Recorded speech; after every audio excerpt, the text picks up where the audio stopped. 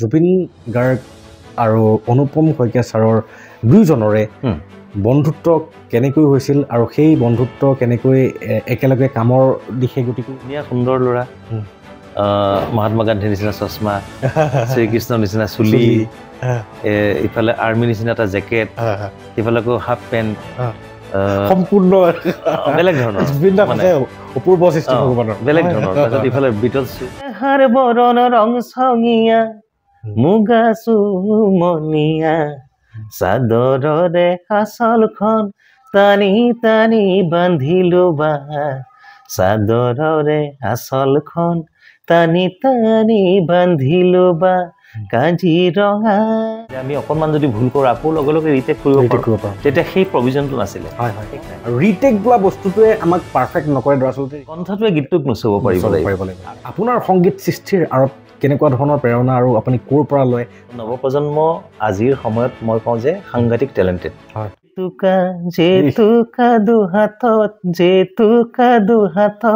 জেতুকা কমোৱা তোলা যেন সংগীত পৰিচালক হিচাপে তেওঁলোকে মোক যিটো ৰেচপেক্ট দিব লাগে বা কুমাৰ চানুক গাইছোঁ উদিত নাৰায়ণক গাইছোঁ তেওঁলোক মোতকৈ বয়সত বহুত বহুত ডাঙৰ ভাইহঁত এবাৰ ভাবি চাবি দেই দেশখন কুশলে ৰাখিবি দোকানবিলাকত মানে এটা মহল আছিলে একদম মহল আছিলে হয় দোকানবিলাকত মানে ইটো দোকানীয়ে কাৰ ভলিউম বেছি আমি সংস্কৃতিৰ ইমান চহকী গতিকে আমাৰ সংগীত সংস্কৃতি বুলি ক'লে আচলতে গোটেই পৃথিৱী বলীয়া কিন্তু আমি নিজৰ সংস্কৃতি নিজে চিনি নাপাওঁ অনুপম শইকীয়াৰ অনুপম সৃষ্টি আজি মোৰ ফালৰ পৰা চেলুট জনাইছোঁ গতিকে নমস্কাৰ দৰ্শক ৰাইজ সকলোকে স্বাগতম জনাইছোঁ জ্ঞান বাৰ্তাৰ আজি এটা সংগীতময় যাত্ৰালৈ আৰু আজি আমাৰ লগত উপস্থিত আছে এই সংগীতময় যাত্ৰালৈ কঢ়িয়াই লৈ যাবৰ বাবে আমাৰ মৰমৰ শিল্পী শ্ৰদ্ধাৰ শ্ৰীযুত অনুপম শইকীয়া ডাঙৰীয়া নমস্কাৰ দাদা নমস্কাৰ নমস্কাৰ হয় দাদা বহুতেই মানে কিনো ক'ম আমি সৰুতে আপোনালোকৰ গীতসমূহক শুনি ডাঙৰ হৈছোঁ ভৰি পিছল খালে খামচি বা এই গীতসমূহ যেন আমাৰ জীৱনৰ এক অংগস্বৰূপ আৰু সেই বিহুসমূহে যিটো সমাদৰ লাভ কৰিবলৈ পাৰিছিলে আৰু সেই বিহুসমূহৰ যিটো মধুৰ কাণত শুনিলেই কাণত সেই বস্তুসমূহ বাজিলে আমাৰ অন্তৰত যিটো অনুভূতি হয় সেই বস্তুখিনি যেন আজিৰ সংগীত জগতৰ পৰা টোটেলি হেৰাই যোৱা নিচিনাই গতিকে মই আজি আহিলোঁ আপোনাৰ কাষলৈ জানিবৰ বাবে সেই সুমধুৰ গীতসমূহক আপোনালোকে কেনেকৈ ৰচনা কৰিছিলে পোনপ্ৰথমে দাদা মই জানিব বিচাৰিম আপুনি আপোনাৰ সংগীতৰ যাত্ৰা বা সংগীতৰ প্ৰতি আপোনাৰ মনোনিৱেশ আপোনাৰ আগ্ৰহ কেনেকৈ জাগিছিলে হয় আচলতে প্ৰথম কথা হৈছে মোৰ মা দেউতা হয় ঘৰখন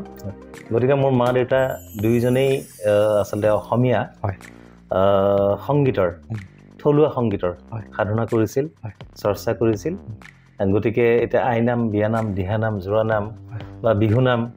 বা বিলাপ পয়াৰ ভাওনাৰ বচন ৰাসৰ আমাৰ যিবিলাক ধুনীয়া ধুনীয়া গীত থাকে বা ধুৰা গতিকে সেই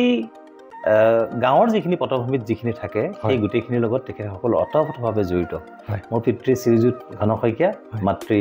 শ্ৰীমতী ভানু শইকীয়া গতিকে ঘৰখনৰ পৰা এটা পৰিৱেশ পাইছিলোঁ হয়তো ক'ব নোৱাৰাকৈ সেই পৰিৱেশেই অনুপ্ৰাণিত কৰিছিল আৰু তাৰপাছত মই মোৰ মামাহঁতৰ ঘৰত বিহপুৰীয়া গোৱালগাঁৱত পঢ়িছিলোঁ প্ৰথম আৰু দ্বিতীয়মান শ্ৰেণী গতিকে তাতো এটা সংগীতৰ ধুনীয়া পৰিৱেশ পালোঁ গতিকে আমাৰ স্কুলখনতো সেই পৰিৱেশটো আছিল আৰু তাতেই মোৰ সংগীতৰ আচলতে অলপ প্ৰশিক্ষণটো আৰম্ভ হৈছিল বিহপুৰীয়াত তাৰ পৰা আকৌ বিশ্বনাথ চাৰিআলি আহিলোঁ বিশ্বনাথ চাৰিআলিত আহি আকৌ ঠিক গীতৰ লগত জড়িত হৈ পৰিলোঁ আৰু তেতিয়াৰ সময়ত আচলতে আমাৰ বিশেষকৈ জ্যোতি সংগীত বিষ্ণুৰাভাৰ সংগীত বা ভূপেন্দ্ৰ সংগীত পাৰ্বতী প্ৰসাদ বৰুৱাৰ গীত জয়ন্ত হাজৰিকাৰ গীত এই গীতসমূহৰ সাংগীতিক এটা চৰ্চা হৈছিল সাংঘাতিকভাৱে তেজপুৰ বিশ্বনাথ চাৰিআলি এই অঞ্চলসমূহত সাংঘাতিক চৰ্চা আছিল গতিকে তেজপুৰ আমি ডিষ্ট্ৰিক্ট লাইব্ৰেৰীত অল আছাম ভিত্তিত কম্পিটিশ্যন কৰিবলৈ যাওঁ বা অসমৰ বিভিন্ন প্ৰান্তত কম্পিটিশ্যন কৰিবলৈ যাওঁ গতিকে সেই কম্পিটিশ্যনত ভাগ লৈ পেলাই তাতে যেতিয়া পুৰস্কৃত হওঁ তেতিয়া আত্মবিশ্বাসটো আৰু বাঢ়ি আহে এটা প্ৰেৰণা পোৱা যায় গতিকে তেনেকৈ জীৱন যাত্ৰা আৰম্ভ হ'ল সংগীতৰ যাত্ৰা তাৰপাছত 1990 চনত প্ৰথমটো কেছেট কৰিলোঁ মোৰ দাদা বন্ধুস্বৰূপ বিহপুৰীয়াৰ দীপেন বৰা বুলি এজন দাদাৰ প্ৰযোজনাত আৰু সেই অডিটেক ষ্টুডিঅ'ত সেই এলবামটো আচলৰ ধন সেই এলবামটো কৰিলোঁ প্ৰথম শান্তা বাইদেউ মই আমি গীত গাইছোঁ ভূপেন হাজৰিকাই ৰেকৰ্ডিং কৰিছে এতিয়া মুম্বাইত প্ৰতিষ্ঠিত যতীন শৰ্মা মাইনাদা বুলি কওঁ মাইনাদাই ৰেকৰ্ডিং কৰিছে গতিকে একে নিশাৰ ভিতৰতে তেতিয়া আছিল 2 ট্ৰেক আজিৰ দৰে আজিকালি আনলিমিটেড হৈ গ'ল ন ট্ৰেকটো গতিকে তেতিয়া 2 ট্ৰেক একেলগে বজাবও লাগে একেলগে গাবও লাগে গতিকে সেই শান্তা বাইদেউৰ লগত আচলৰ ধন এলবামটোত গীত গালোঁ তেতিয়াই সংগীত ৰচনাও কৰিলোঁ গতিকে তেনেকৈ জীৱনৰ প্ৰথমটো খোজ আগবাঢ়িল তাৰপিছত অল ইণ্ডিয়া ৰেডিঅ' তাৰপিছত দূৰদৰ্শন তাৰপিছত বিভিন্ন কেছেট এনেধৰণে আগবাঢ়ি আহিল মই এইখিনিতে এটা অনুভৱ কৰিছোঁ মই শিক্ষা জগতৰ লগত বহু গুণীজ্ঞানী ব্যক্তিসকলৰ সান্নিধ্য পাই পেলাই এটা কথা অনুভৱ কৰিব পাৰিছিলোঁ যে ঘৰখনেই হৈছে শিক্ষাৰ ঘাই-কুঠীয়াতলী মানে এনেকুৱা কথা যে মই বিহাৰৰ আলু খেতিৰ দৰে মই অসমৰ মাটিত কেতিয়াও কৰিব নোৱাৰোঁ গতিকে ঘৰখন যদি সেই বাতাবৰণৰ নহয় আপোনাৰ ঘৰখন যদি সংগীতময় বাতাবৰণৰ এখন ঘৰ নহ'লহেঁতেন আৰু আপোনাৰ সংগীতৰ প্ৰতি আকৃষ্ট থাকিলেহেঁতেন হয়তো তেতিয়া আপুনি আজি অসমত এজন সংগীত শিল্পী হিচাপে যিটো প্ৰতিষ্ঠা লাভ কৰিবলৈ সক্ষম হৈছে হয়তো সেইটো নোৱাৰিলেহেঁতেন চাগে মই যিটো অনুভৱ কৰিছোঁ গতিকে মই দৰ্শক ৰাইজ আপোনালোকক আমাৰ এজন অসমৰ গণ্যমান্য শিল্পী তেখেত প্ৰতিষ্ঠিত এজন সকলোৱে চিনি পায় গোটেই অসমত তেওঁৰ জনপ্ৰিয়তা কিমান আছে আপোনালোকে জানে গতিকে মই এইখিনিতে দৰ্শক ৰাইজ তথা অভিভাৱক সমাজক ক'ব বিচাৰোঁ যে আপোনাৰ শিশুটোৰ গাত যিটো গুণ আপোনালোকে পৰিলক্ষণ কৰিছে সেই শিশুটোক সেই গুণটোক বিকাশ কৰিবৰ কাৰণে ঘৰুৱা পৰিৱেশটো সেই তেনেকৈ দিয়াটো প্ৰয়োজনীয় কথা আৰু সংস্কৃতিৰ লগতে সংস্কাৰটোও লাগিব কেৱল এইখিনি কথাই বহুত গুৰুত্বপূৰ্ণ কথা কেৱল আমি মোৰ ল'ৰা ছোৱালীটোক কেৱল মাৰ্কছৰ পাছত বা পাৰ্চেণ্টেজৰ পাছত দৌৰালে নহ'ব সংস্কাৰো দিব লাগিব যদি 100ত বোলে 99% পাইছে কিন্তু ডাঙৰক কেনেকৈ ৰেচপেক্ট কৰিব লাগে যদি নাজানে বা ভদ্ৰতাৰ আচৰণ যদি নাজানে তেতিয়াহ'লে আমি সেইটো কৰিব অসমৰ্থ যেন লাগে আৰু মই দাদাৰ কাষৰ পৰা এই কথাষাৰক শিক্ষা জগতৰ লগত ৰিঙিয়াই এইকাৰণে ক'লোঁ কাৰণ সংগীতো এটা এনেকুৱা সাধনা যিটো শিক্ষাৰ সাধনাৰ দৰে আৰু তাতকৈও গভীৰ শিক্ষাৰ সাধনাতকৈও সংগীতৰ শিক্ষাৰ শেষ নাই আপুনি এইখিনিতে এটা কথা কৈছিলে যে তেতিয়া সময়ত আপোনাৰ 2 ট্ৰেক আছিলে 2 ট্ৰেক মানে একেলগে বজাইছোঁ আৰু কণ্টিনিউৱাছ গাইছোঁ আৰু মই সংগীতৰ বহুতেই মানে এজন মানে অনুৰাগী আৰু মই এটা ৰিয়েলিটি শ্ব'ত পাইছিলোঁ যে যেতিয়া এই গানটো শ্বুটিং হৈ আছিলে এক দুজে কে লিয়ে চিনেমাখনৰ যে আপোনাৰ লতা মংগেশকাৰ এটা গান গাইছে নহয় চৌলা বৰছ কি বালিও মই চালাম সেই গানটো শ্বুটিং হৈ থাকোঁতে যেতিয়া ষ্ট্ৰিং ছেকশ্যনটো পাইছে প্ৰায় 100জনতকৈও অধিক ষ্ট্ৰিং বজোৱাই মানে প্লেয়াৰ আছিলে আৰু সেই সামূহিক প্ৰচেষ্টা মানে এটা গানৰ আঁৰত তেতিয়া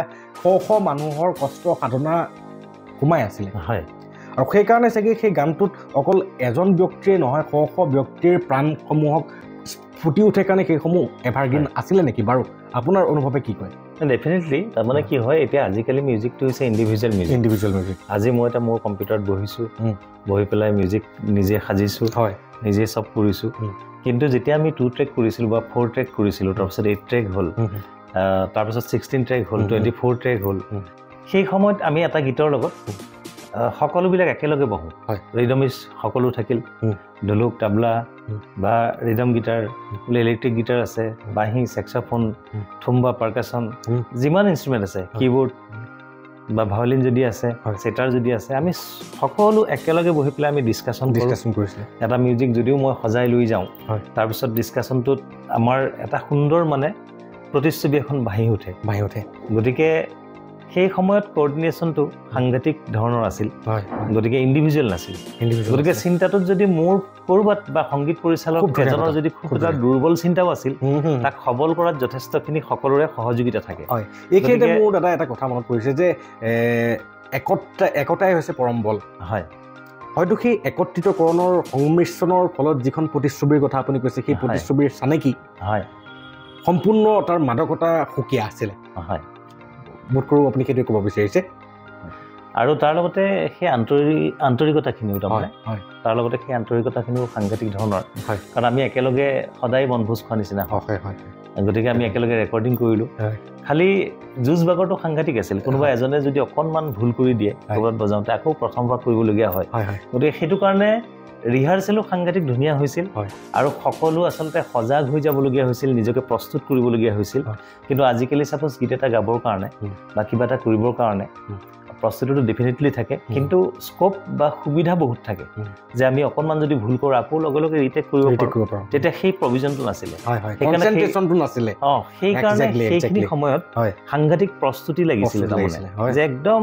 নিজৰ কণ্ঠই হওক বা কোনোবা এজন প্লেয়াৰে কিবা এটা বজাইছে তেওঁৰ বাদন শৈলীয়েই হওক একদম সলসলীয়া হৈ থাকিব লাগিব গতিকে সেই প্ৰিপেৰেশ্যনটোৱে আচলতে আমাক বহুত ওপৰলৈ লৈ যায় সুবিধা কৰে সেইটোকে কনচেন্ট্ৰেশ্যন লেভেল আৰু দেখাও যায় আজি ৰাস্তাত বহুতে বাইক চলায় বা ড্ৰাইভিং কৰে কিন্তু সেই ড্ৰাইভাৰসকলক লৈ গৈ পেলাই MVI যিটো পৰীক্ষা লয় ড্ৰাইভিং টেষ্টৰ আগমুহূৰ্তত লাইচেঞ্চ দিয়াৰ আগমুহূৰ্তত তাত কিন্তু বহুতে ফেইল কৰে গতিকে আপুনি সেই কনচেন্ট্ৰেশ্যনটোৰ কথা কৈছে যিটো কনচেন্ট্ৰেশ্যনত ডাইৰেক্টলি পাছ কৰিব পৰা যায় আৰু ৰিটেক বোলা বস্তুটোৱে আমাক পাৰফেক্ট নকৰে দৰাচলতে ৰিটেক বোলা বস্তুটোৱে আমাক যদি মোক বায়পতি মই ঘৰত এইবাৰ মেট্ৰিকত ফেইল কৰিলোঁ হ'ব দে একো নাই ঘৰত একো হেৰি নাই হ'বলে দিবি নেক্সট বাৰ আকৌ মেট্ৰিকত ফেইল কৰি হ'ব দে আকৌ এবাৰ চেষ্টা কৰি চাহ হ'ব দে 3বাৰহে আমুকৰ পিটিকে 4-5 বাৰলৈকে দিছে এতিয়ালৈকে পাছ কৰিব পৰা নাই কি ডাঙৰ কথাটো গতিকে এই মনোবৃত্তিটোৱে আমাৰ কোৱালিটি ইনক্ৰিজ নকৰে গতিকে ছাৰে বহুত এটা গভীৰ তত্ত্বমূলক কথা কৈছে আৰু যিটো তত্ত্বমূলক কথাক আমি অনুধাৱন কৰিব লাগিব প্ৰতিটো ক্ষেত্ৰতে যিসকল যিটো দিশত আছে ছাৰ নহয় জানো দাদা মই এতিয়া জানিব বিচাৰোঁ যে এটা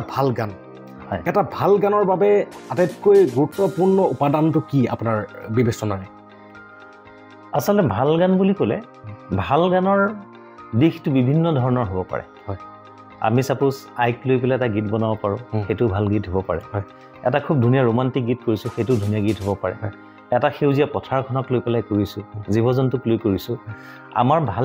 গীত বুলি ক'লে সেইটো কথা নহয় যে আমাৰ এটা বিষয় বিশেষ সেইটো কেতিয়াও নহয় যিকোনো এটা বিষয় আমি ধুনীয়াকৈ উপস্থাপন কৰাটোৱেই হৈছে এটা ভাল গীতৰ মূল লক্ষণ তাৰ উপৰি কথাটো হৈছে যে তাক সংগীতেৰে সজাওঁতে গীতটোৰ কথাই বা সুৰে যিখিনি কথা কৈছে তাৰ লগত সুন্দৰকৈ সংযোজনটো হৈছে নে নাই সেইটো এটা কথা তাতকৈ প্ৰধান কথা হৈছে যে গানটোৰ গায়কী কাৰণ গায়কজনেহে বা গায়িকাগৰাকীহে মানুহৰ অন্তৰৰ মাজলৈ গীতটো লৈ যাব বিশেষকৈ আমি যদি এটা প্ৰিলুড নাথাকেও গীত এটাত বা ইণ্টাৰলুড নাথাকেও গীতটো যদি গায়ক বা গায়িকাগৰাকীয়ে খুব সুন্দৰভাৱে গাইছে গতিকে গীতটো ৰাইজে শুনিবলৈ বাধ্য হ'ব আৰু গান এটা কেতিয়া ভাল লাগে যেনেকৈ এখন আমি ফুটবল খেল চাই থাকিলে যেতিয়া বলটোক প্লেয়াৰজনে যেতিয়া নচুৱাব পাৰিব কিন্তু যদি বলটোৱে যদি প্লেয়াৰজনক নচুৱাই ফুৰে তেতিয়াহ'লে খেলখন চাই ভাল নালাগে গতিকে গীত এটা গাবৰ কাৰণে আচলতে গীতটো নিজৰ কাৰণে অতি সহজ হ'ব লাগিব নিজৰ কণ্ঠেৰে যিমানখিনি ধুনীয়াকৈ গাব পাৰি যদি গীতটো ইমানেই টান হয় কণ্ঠটো সিমান শুৱলা নহয় তেতিয়া মানে কি হ'ব গীতটোৱে নচুৱাই থাকিব তাৰমানে কণ্ঠটোৱে গীতটোক নচুৱাব পাৰিব লাগিব আৰু গীত এটা আমি যিমান সহজভাৱে গাব পাৰোঁ ৰাইজে কাণেৰে শুনোতে ইমান সহজভাৱে শুনিব পাৰিব গানটো গাওঁতে যদি বহুত কষ্ট কৰি মই গাবলগীয়া হয় ৰাইজৰ শুনোতেও সিমানেই কষ্ট হ'ব গতিকে গান এটা ভাল গান বুলি কোৱাৰ আগত মই এই কথাখিনি সকলোৰে কাৰণে মোৰ যিটো অভিজ্ঞতা নৱপ্ৰজন্মই বা নতুন চামে যাতে বা শিকিবলৈ লোৱাসকলে যাতে বস্তুটো বুজি পাব পাৰে মই সেইকাৰণে সহজকৈ কৈছোঁ আৰু কথাটো হৈছে কি এটা ভাল গীত হ'বলৈ হ'লে গীতৰ কথা সুৰটো লাগিবই ভাল কণ্ঠ ভাল হ'ব লাগিবই মিউজিক ভাল হ'ব লাগিবই তাৰ লগত কিছুমান বস্তু আছে যেনে গ্ৰীড আছে ডাইনেমিক্স আছে আমাৰ ভেলচিটি আছে গতিকে টেকনিকেল কিছুমান চেপ্টাৰ আছে এই চেপ্টাৰবিলাক যেতিয়া একেলগে সুন্দৰভাৱে সংযোজন হ'ব তাৰমানে ছাপ'জ আপুনি ধৰি লওক এটা আচাৰৰ বৈয়ামত আচাৰ থৈছে কিন্তু খপটো ঢিলা সি ভেঁকুৰ লগতো বেছি সময় নালাগে কিন্তু গোটেই খপটো যদি ধুনীয়া থ্ৰেডটো যদি ধুনীয়া হয় ধুনীয়া টাইট হয় গতিকে এই বৈয়ামৰ খপটোত যেনেকৈ বিভিন্ন থ্ৰেড থাকে ঠিক সংগীততো ঠিক তেনেকৈ ছাপ'জ ভেলচিটি হওক আমাৰ ৰিদমিক গ্ৰীডটোৱেই হওক বা তাত চাফুল যদি আছে চাফুলটোৱেই হওক বা এক্সপ্ৰেশ্যন প্ৰেজেণ্টেশ্যন এই গোটেইবিলাক লগ খাই পেলাই গীতটো ধুনীয়া হয় আৰু গোটেইবিলাক যেতিয়া একেলগে যেতিয়া সুন্দৰ হৈ পৰে নহয় তেতিয়াই গীতটোৱে প্ৰাণ পায় আৰু গীতটো ৰাইজৰ মাজলৈ গৈ ৰাইজৰ হৃদয়ত সুন্দৰকৈ তাৰমানে সোমাবলৈ সক্ষম হৈ পৰে খুব ধুনীয়া এটা সাৱলীল উত্তৰ মই হৃদয়ংগম কৰিব পাৰিছোঁ আপোনাৰ উত্তৰটি মানে দৰ্শক ৰাইজ বিশেষকৈ নৱপ্ৰজন্ম তোমালোকে কেনেকৈ বুজিছা আমি যদি অকণ এক্সপ্লেনেশ্যন কৰিবলৈ চেষ্টা কৰোঁ মোৰ মানে ভাৱধাৰাৰে মই যিখিনি অনুভৱ কৰিব পাৰিছোঁ যে আমি সংগীতৰ প্ৰতিটো উপাদানেই গুৰুত্বপূৰ্ণ এটি গানৰ বাবে চিধা কথা ক'বলৈ উচ্চাৰণেই হওক সকলো আমি এটাকো উপেক্ষা কৰিব নোৱাৰোঁ গতিকে তাৰ গীতটোৰ লগত অনুভৱ এক্সপ্ৰেশ্যন প্ৰেজেণ্টেশ্যন এই গোটেইবিলাক কথা লগ হৈ পেলাইহে গীতটো হ'ব তাত সুৰীয়া কণ্ঠ হয় গোটেই এটা সুৰীয়া সুবাস আচলতে হয় বহুত ভাল লাগিলে উত্তৰটোৰ দ্বাৰা আৰু নিশ্চয় নৱপ্ৰজন্মৰ এই উত্তৰটিৰ দ্বাৰা নিশ্চয় তেওঁলোকেও কিবা এটা নিজৰ ক্ৰিয়েটিভিটিত কিবা নেক্সট লেভেললৈ নিবৰ কাৰণে নিশ্চয় সক্ষম হ'ব বুলি ছাৰ অনুভৱ কৰিব পাৰিছোঁ মই ছাৰ এতিয়ানো এই কথাটোলৈ নাহিলে আমি আধৰুৱা যেন লাগিব যে মৰম জান হয় ভৰি পিছল খালে খামুচিবা এই গীতটো আপোনাৰ আৰু জুবিন গাৰ্গৰ মিলন আৰু সেই সময়খিনিত অসমীয়া সংগীত বা বিহুক আপোনালোকে এটা নেক্সট লেভেললৈ যে লৈ যোৱা এই সময়খিনিৰ বিষয়ে আপোনাৰ অভিজ্ঞতাসমূহক জানিব বিচাৰোঁ আচলতে জুবিন গাৰ্গ সেইটো কেছেটত মোৰ লগত প্ৰথম নহয় প্ৰথম 1998 চনত হয় মই প্ৰথমবাৰ মৰমজান কৰিছিলোঁ 1997 চনত 1998 চনত তেতিয়া ভাবিলোঁ যে এইবাৰ জুবিন গাৰ্গক গীত গাওঁ গতিকে সেইবাৰ আজি হ'ল উৰুকা নগাৰ চাঙে চাঙে বগাই নগৈ আছিলোঁ পূবা ঘৰ বিলিতি গৈ পশ্চিমতে ডুবিলে এই গীতসমূহ আমি দুইজনে একেলগে প্ৰত্যেকটো গীতে আমি আধা আধা কৰি গাইছোঁ হয় হয় মানে 2 লাইন তেওঁৰ 2 লাইন মোৰ হয় হয় সাপোজ আজি হ'ল উৰুকা কাইলৈ বিহুৰ ভুৰুকা আইতা গামোচা কাটিবৰ হ'ল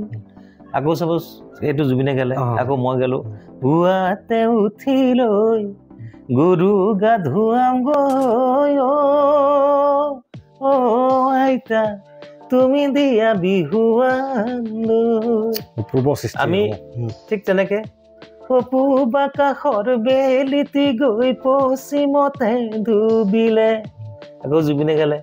ভন্তি ভৰা যৌৱনলৈ বসন্ত কাল আহিলে আমি ঠিক তেনেকে আমি দুইজনে মিলাই গোটেই এলবামটো কৰিছিলোঁ 1998 চনত মৰমজান তাৰপিছত আমি মৰমজান কণ্টিনিউ কৰিলোঁ কণ্টিনিউ কৰাৰ পিছত আপুনি যেতিয়া কৈছে ভৰি পিছল খালে 2004 চনত ভৰি পিছল খালে কাজিৰঙা বৰ ধুনীয়া সৌ জাকজান গাভৰু ভাল পালে ডেকা ল'ৰা বা সোণৰ সজাত ৰাখিলোঁ সেউজীয়া পথাৰতো বোকা নাই এনেকৈ 8টা গীতৰ আমি মৰমজান 2004 চনত সংকলন কৰিলোঁ আকৌ জুবিন গাৰ্গে মই গালোঁ তাৰ লগত আমাৰ ফিমেল আৰ্টিষ্ট বহু কেইগৰাকী আছে গতিকে ভৰি পিছল খালে গীতটো আচলতে মৌচুম গগৈৰ কথাসুৰ মোৰ সংগীত গতিকে সেই গীতটি লিখিছিলে মৌচুমে কাজিৰঙা বৰ ধুনীয়া সেইটো মোৰ এজন কলিয়াবৰৰ বন্ধু ৰবীন বৰাই কথাসুৰ লিখিছে মই সোণত খগা চৰাবৰ কাৰণে তাত সন্নিৱিষ্ট কৰিছে বা কথাসুৰ সংগীতটো কৰিছোঁৱেই গোটেইখিনিতে গতিকে মৰমজান 2004 প্ৰথম ভিডিঅ' হিচাপে কৰিলোঁ গতিকে ভিডিঅ' এটা প্ৰত্যেকটো গীতৰ এটা এটা নাট্যৰ ৰূপত ৰাইজে দেখিবলৈ পালে চাবলৈ পালে গতিকে সেইটো এটা সাংঘাতিক সফলতা আনিছিলে ৰাইজৰ আচলতে অতি মৰম অতি ভাল পোৱা সেই এলবামটোৰ মাজত বিচাৰি পাইছিল মই এটা অনুভৱ কৰোঁ যে সেই এলবামটোৰ দ্বাৰা অকল সংগীত জগততেই খলকনি নহয় অসমীয়া নাট্য জগতলৈ বা অসমীয়া ফিল্ম ইণ্ডাষ্ট্ৰীলৈও এনেকুৱা কিছুমান নতুন মুখা আহিছিলে যিসকল এতিয়া বৰ্তমান বহু পৰিচিত আৰু পৰিচিত লগতে প্ৰতিষ্ঠিত যেনে আইমী বৰুৱাৰ কথা ক'ব বিচাৰোঁ তেখেত তেতিয়া একেবাৰে নিউ ফেচ আৰু আপোনালোকৰ অৰিহণা নিশ্চয় বহুত আছিল গায়ত্ৰী মন্ত্ৰ আছিলে গতিকে সেই এৰাটো আৰু এটা কথা মই আপুনি অলপ আগত গুণগুণাইছিলে আইতাৰ লৈ পেলাই যিটো গীত এই গীতৰ গুণগুণনিয়ে আমাক সেই ফিলটো মানে দি দিয়ে যে সেইদিনা আমি যে গৰু সৰুতে গা ধুৱাইছিলোঁ কেনেকৈ ধুৱাইছিলোঁ গৰু লৈ পেলাই পুখুৰীলৈ যাওঁতে সেই দৃশ্যপটবিলাক অট'মেটিকেলি এই গানৰ সুৰ তথা গানৰ কথা এই দুয়োটাৰ সংমিশ্ৰণে লৈ আনে আৰু আমি এই গানসমূহক আমাৰ জীৱনৰ লগত হয়তো ৰিলেট কৰিব পাৰোঁ কাৰণে এই গানসমূহ আজিও আমাৰ হৃদয়ত এনেকুৱাকৈ সঞ্চিত হৈ আছে যে আমি কেতিয়াও পাহৰিব নোৱাৰোঁ কিন্তু দেখা যায় আজি কম্পেৰেটিভলি যদি চাওঁ তেতিয়াহ'লে আজিৰ বিহুসমূহে সেই মাদকতাটো এচিভ কৰিবৰ কাৰণে সক্ষম নহয় গতিকে এই ক্ষেত্ৰত মই তেনেকৈ ক'ব নোৱাৰোঁ মানে কি হয় সংগীতটো বুৱতী নৈৰ দৰে গতিকে সি কেতিয়াও তাৰমানে স্থবিৰ নহয় গতিকে সি সময়ৰ সোঁতত যেনেকে বৈ যাব লাগে তেনেকে বৈ গৈ থাকে গতিকে তাত ৰাইজে কি শুনি ভাল পাব সেইটো এটা ডিপেণ্ড কৰে কাৰণ কোনো আৰ্টিষ্টে কাম এটা বেয়া কৰিম বুলি কেতিয়াও নকৰে আৰু নৱপ্ৰজন্ম আজিৰ সময়ত মই কওঁ যে সাংঘাতিক টেলেণ্টেড গতিকে আমি যিমান টেলেণ্টেড নহওঁ কিয় তাতকে বহু গুণে টেলেণ্টেড আজি নৱপ্ৰজন্ম গতিকে তেওঁলোকো বৰ ধুনীয়া ধুনীয়া কাম কৰিবলৈ লৈছে বৰ ধুনীয়া ধুনীয়া কাম কৰে তাৰ মাজতে দুই এটা গীত হয়তো বহুত সস্তীয়া গীত পটককে হিট হৈ যায়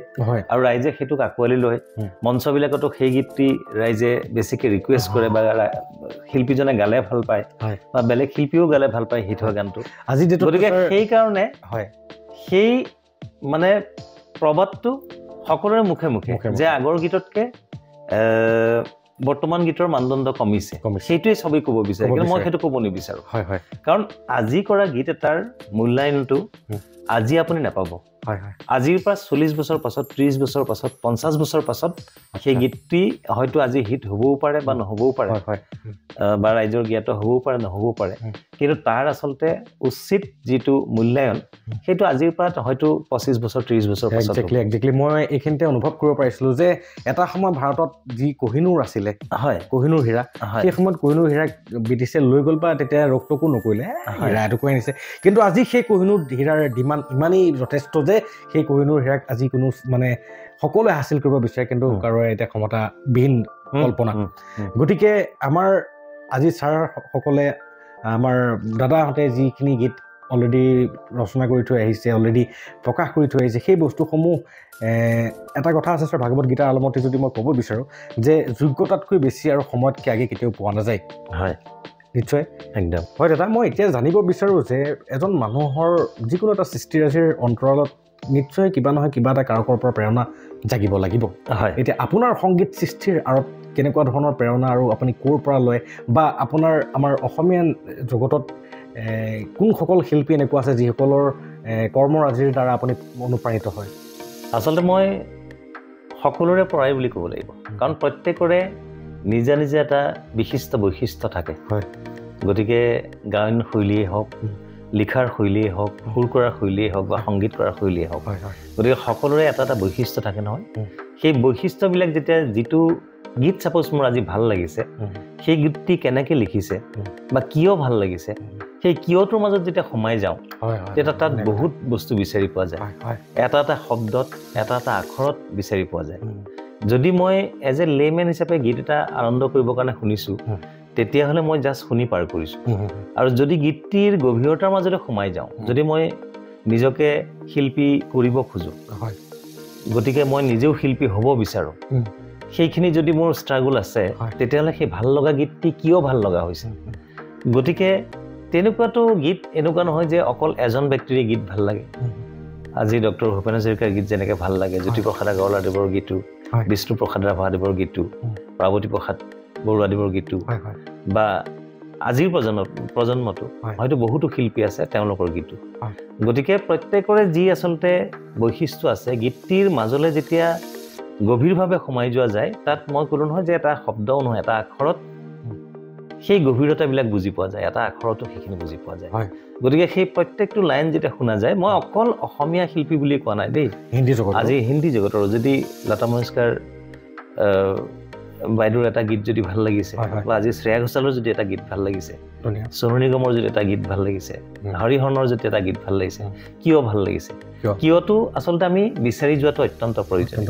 সেইটো এটা মই আপকামিং মানে আৰ্টিষ্টসকলৰ কাৰণে সেইটো এটা কথা কওঁ যে সেই বস্তুটো আমি বিচাৰি যেতিয়া যাম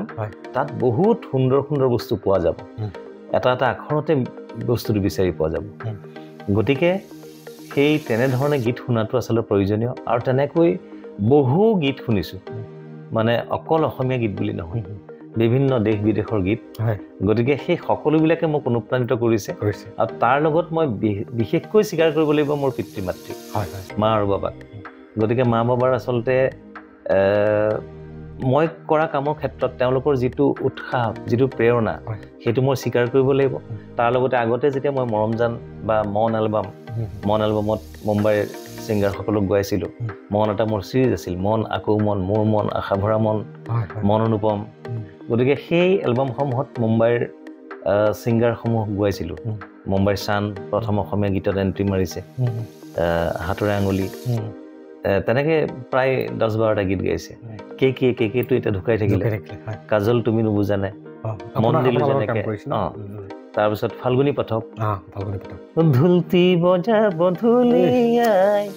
পেপাতি বজাব বিহুৱাই তুমি আহি বিহু গীত জুৰিলে নাচিমে কঁকালটি ঘূৰাই ঘূৰাই ফাল্গুনী গোৱাইছিলোঁ এই গান মহালক্ষ্মী আয়াৰ এই গানটোতে মই এটা মোৰ স্মৃতি ক'ব বিচাৰোঁ যে আমি সৰু সৰু থাকোঁতে এনেকুৱা এখন বিহু ফাংচন নহয় যিখন বিহু ফাংচনত এই গানসমূহক আমাৰ লোকেল শিল্পীসকলেই হওক বা নিমন্ত্ৰিত শিল্পীগৰাকীয়ে হওক এই গানটো গুণাই মেক্সিমাম ফাংচনতে মই পাইছোঁ মই এটা সাধনা স্বৰগমক গোৱাইছোঁ হয় জেতুকা দুহাতত জেতুকা কমোৱা তোলা যেন মন সেইটোৱে আকৌ চানক গোৱাইছিলোঁ হাতৰে আঙুলি লিহিৰি লিহিৰি লিহিৰি পবালি ভৰিৰে আঙুলি ঘন বহুতো শিল্পীক আচলতে গীত গোৱাইছোঁ কিন্তু এই গীতসমূহ যেতিয়া কৰিবলৈ লওঁ মই মানে প্ৰথম কথাটো কৈছোঁ যে মোৰ মা দেউতাৰ কথাটো মই এইকাৰণে কৈছোঁ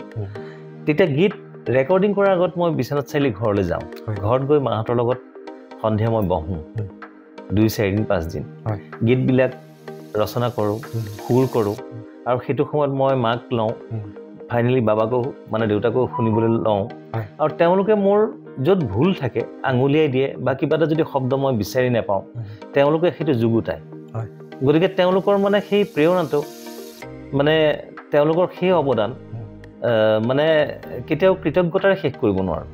মই সেইকাৰণে কৈছোঁ যে পিতৃ মাতৃৰ মানে যিখিনি সহযোগিতা সেইখিনি স্বীকাৰ কৰিবই লাগিব হয় খুব সুন্দৰ আৰু দৰ্শকে যিখিনিতে মই বেলেগ একো নকওঁ দাদাৰ নাম অনুপম আৰু তেখেতৰ সৃষ্টিসমূহো অনুপম আপোনালোকে নিশ্চয় এই গানসমূহক এনেকুৱা কেছেটৰ জামানত যাৰ ঘৰত মানে অডিঅ' প্লেয়াৰ এটা আছিলে সেই ব্যক্তিসকলৰ ঘৰত আপোনাৰ জেতুকা গানটো নাবাজাকে একো নাই বিশেষকৈ মোৰ নিজৰ বৰদেউতাই আপোনাৰ এই জেতুকা গানটো ইমানেই ভাল পায় বৰ্তমান তেখেত ৰিটায়াৰ্ড হয়তো যদি সেই পডকাষ্টটো বৰদেউতাই চাই তেতিয়াহ'লে নিশ্চয় ভাল পাব যে মই আজি সেই জেতুকা নিৰ্মাণ কৰা ব্যক্তিজনৰ কাষৰ পৰা আপোনালোকলৈ বাৰ্তাসমূহ দিবলৈ চেষ্টা কৰিছোঁ এটা কথা মই আপোনাক এইখিনিতে সুধিব বিচাৰোঁ যে আপুনি আমাৰ অসমৰ বাহিৰে মুম্বাই শিল্পীসকলকো আপুনি আপোনাৰ কম্পজিশ্যনত বা আপোনাৰ সংগীত পৰিচালনাত আনি তেওঁলোকৰ কণ্ঠদান কৰোৱাইছে এতিয়া মই জানিব বিচাৰোঁ যে আমাৰ অসমৰ শিল্পীসকল আৰু সেই শিল্পীসকলৰ মাজত এনেকুৱা এটা কি মানে পাৰ্থক্য পৰিলক্ষিত কৰিলে যিটোৱে তেওঁলোকৰ বিশেষত্বক মানে বিশেষভাৱে বিশ্লেষণ কৰিব পাৰি মানে চাওক প্ৰথম কথাটো হৈছে কি আমাৰ এতিয়া অসমৰ আৰ্টিষ্টটো যথেষ্ট টেলেণ্টেড আৰু সেইকাৰণে হয়তো বলিউডত স্থান পাবলৈ সক্ষম হৈছে বহুখিনি এতিয়া অকল ছিংগাৰ বুলি কোৱা নাই মিউজিচিয়ানছ হওক চাউণ্ড ৰেকৰ্ডিষ্ট হওক ইত্যাদি আমাৰ বহুখিনি আচলতে অসমৰ শিল্পী মুম্বাই ইণ্ডাষ্ট্ৰীত সুন্দৰভাৱে কাম কৰি আছে আৰু সকলোৱে আঁকোৱালি লৈছে অসমৰ যথেষ্টখিনি তেনেকুৱা ব্যক্তি আছে গতিকে সেই স্থান পাবৰ কাৰণে ডেফিনেটলি এটা কোৱালিটি লাগিব গতিকে হয়তো কোনোবা নিজৰ ব্যক্তিগত অসুবিধাত ফাইনেন্সিয়েল অসুবিধাত বা পৰিৱেশৰ অসুবিধাত হয়তো থাকি গৈছে কোনোবা ভাল টেলেণ্টেড মানুহ হয়তো ৰৈ গৈছে অসমতো কিন্তু কাৰণ অকল অসম বুলি নহয় তেনেকুৱা ভাৰতৰ বিভিন্ন ৰাজ্যৰ যিসকল বচা ব্যক্তি তেওঁলোকে গৈহে সেই মুম্বাই ইণ্ডাষ্ট্ৰীটোত সুবিধাটো পোৱাৰ সৌভাগ্য হয় তেওঁলোকৰ টেলেণ্টৰ জৰিয়তে গতিকে কথাটো হৈছে কি প্ৰথম কথা হৈছে কি তেওঁলোক টেলেণ্টেড সেই কথাটো স্বীকাৰ কৰিব লাগিব এক নম্বৰ কথা 2 নম্বৰ কথা হৈছে কি তেওঁলোকৰ কাম কৰাৰ যিটো স্পৃহা বা জানিবৰ কাৰণে যিটো বা শিকিবৰ কাৰণে যিটো স্পৃহা আৰু নিজকে ডাউন টু আৰ্থ মই যিটো সময়ত 1999 চনত যেতিয়া মন এলবাম আৰম্ভ কৰিছোঁ 1999 চনত মই যথেষ্ট সৰু ল'ৰা সংগীত পৰিচালক হিচাপে মুম্বাইৰ চান কে বা সাধনা স্বৰগম বা মহালক্ষ্মী আয়াৰ ফাল্গুনী পাঠক তেনেকুৱা সকলৰ তুলনাত মোৰ বয়স কম কিন্তু এজ এ সংগীত পৰিচালক হিচাপে তেওঁলোকে মোক যিটো ৰেছপেক্ট দিব লাগে বা কুমাৰ চানুক গাইছোঁ উদিত নাৰায়ণক গাইছোঁ তেওঁলোক মোতকৈ বয়সত বহুত বহুত ডাঙৰ কিন্তু কথাটো হৈছে কি যে তেওঁলোকে যিটো ৰেছপেক্ট কৰি পেলাই সংগীত পৰিচালক মানে সংগীত পৰিচালক আমি তেওঁৰ এটা গীত গাবলৈ লৈছোঁ মই কিমান জানো সেই কথাটো তেওঁলোকে নিজে অনুভৱ নকৰে তেওঁলোকে এটাই অনুভৱ কৰে যে সংগীত পৰিচালকজনৰ পৰা মোৰ জানিবলগীয়া বুজিবলগীয়া শিকিবলগীয়া কি আছে গতিকে সেই আগ্ৰহ সেই একাগ্ৰতা সেই ডেডিকেশ্যন মই এটা সৰু উদাহৰণ দিওঁ দেই মহালক্ষ্মী আয়াৰক মই 3টা গীত গোৱাব লাগে সেইদিনা আচলতে সেইদিনা মোৰ মুম্বাইত ফ্লাইট মিছ হোৱাৰ পাছত তেতিয়া সময়ত ফ্লাইটৰ পইচাও বহুত লাগে প্ৰায় 18-20 হাজাৰ টকা এটা টিকেটৰ দাম জেনেৰেল টিকেট গতিকে 18-20 হাজাৰ টকা যেতিয়া মই লষ্ট কৰিলোৱেই ৰাতি ৰেকৰ্ডিং কৰি ৰাতিপুৱা সোনকালে অকণমান শুই দিওঁ বুলি ভাবোঁতে বেছি টোপনি আহি গ'ল গতিকে গৰিমাই আমাৰ জুবিন গাৰ্গৰ পত্নী গৰিমাই ৰাতিপুৱা 8টা বজাত মোক জগাইছে অনুপম কেইটা বাজিল ঘড়ীত লৈ চাইছোঁ 8টা বাজিল গতিকে ইতিমধ্যে মোৰ 6টা বজাত ফ্লাইট গুচিয়ে গ'ল তাৰপিছত চিন্তা কৰিলোঁ যে নহয় যিহেতু মই ইমান টকা খৰচ কৰি টিকেট কটাৰ পাছত যাব নোৱাৰিলোঁ গতিকে সেই মুনাফাটো আদায় কৰিব লাগিব সেইকাৰণে জুবিন গাৰ্গৰ তাতে কীবৰ্ড আছেই XP80 দুজনে গৈছিলে মানে আপোনালোক দুইজন নহয় জুবিন গাৰ্গ তাতে থাকি আৰু মই যেতিয়া মুম্বাইলৈ যাওঁ তেতিয়া জুবিন গাৰ্গে কেতিয়াও মোক বেলেগত থাকিবলৈ নিদিয়ে পৰাপক্ষত গতিকে তেওঁ য'তে থাকিলেও লৈ আনিব নহ'লে মোক মাতি পঠাবই গতিকে তাতেই থকা হয় আৰু গতিকে যিহেতু জুবিন গাৰ্গৰ কীবৰ্ডখন আছেই কীবৰ্ডত দিনটোৰ ভিতৰতে গাব পৰা ব্যৱস্থাৰে মানে সুৰ কৰিলোঁ লিৰিক্স লিখিলোঁ লগে লগে মিউজিক ট্ৰেক বনালোঁ দিনটো যিহেতু মই ফ্ৰী আছোঁ গতিকে মই আকৌ 5 দিনহে যাব পাৰিম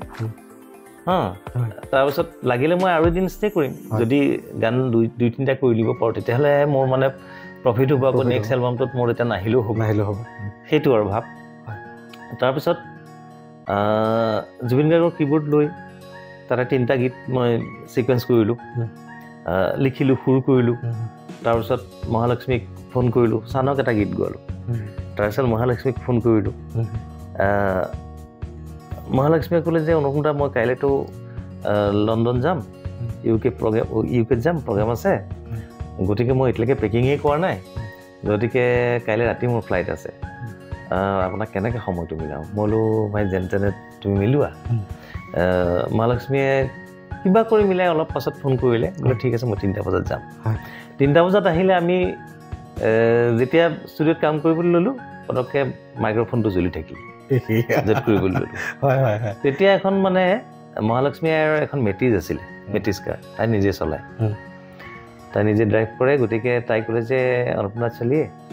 কাহা পে ভি ষ্টুডিঅ' মেনেজ কৰি লেংগে তাইৰ লগত মই উঠিলোঁ উঠি পেলাই গোটেই লক্ষণালা এনেকৈ কৰি গোটেইখন ঘূৰিলোঁ ষ্টুডিঅ' নাই য'ত ফোন কৰিলোঁ লাষ্টত আমাৰ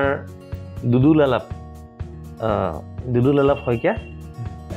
দুদুলৰ তাত ষ্টুডিঅ' আছে কিন্তু সুনীতা ৰাও নে কোনোবা এগৰাকীয়ে মানে গীত গাই আছে মই বোলো যেনে তেনে মোক মেনেজ কৰি দিয়া টাইমটো তেনেকুৱা মহালক্ষ্মী কাইলৈ লণ্ডন যাব ময়ো যাবগৈ লাগে তাৰপৰা দুদুলে সময়খিনি মেনেজ কৰি দিলে আমি গৈ পালোঁ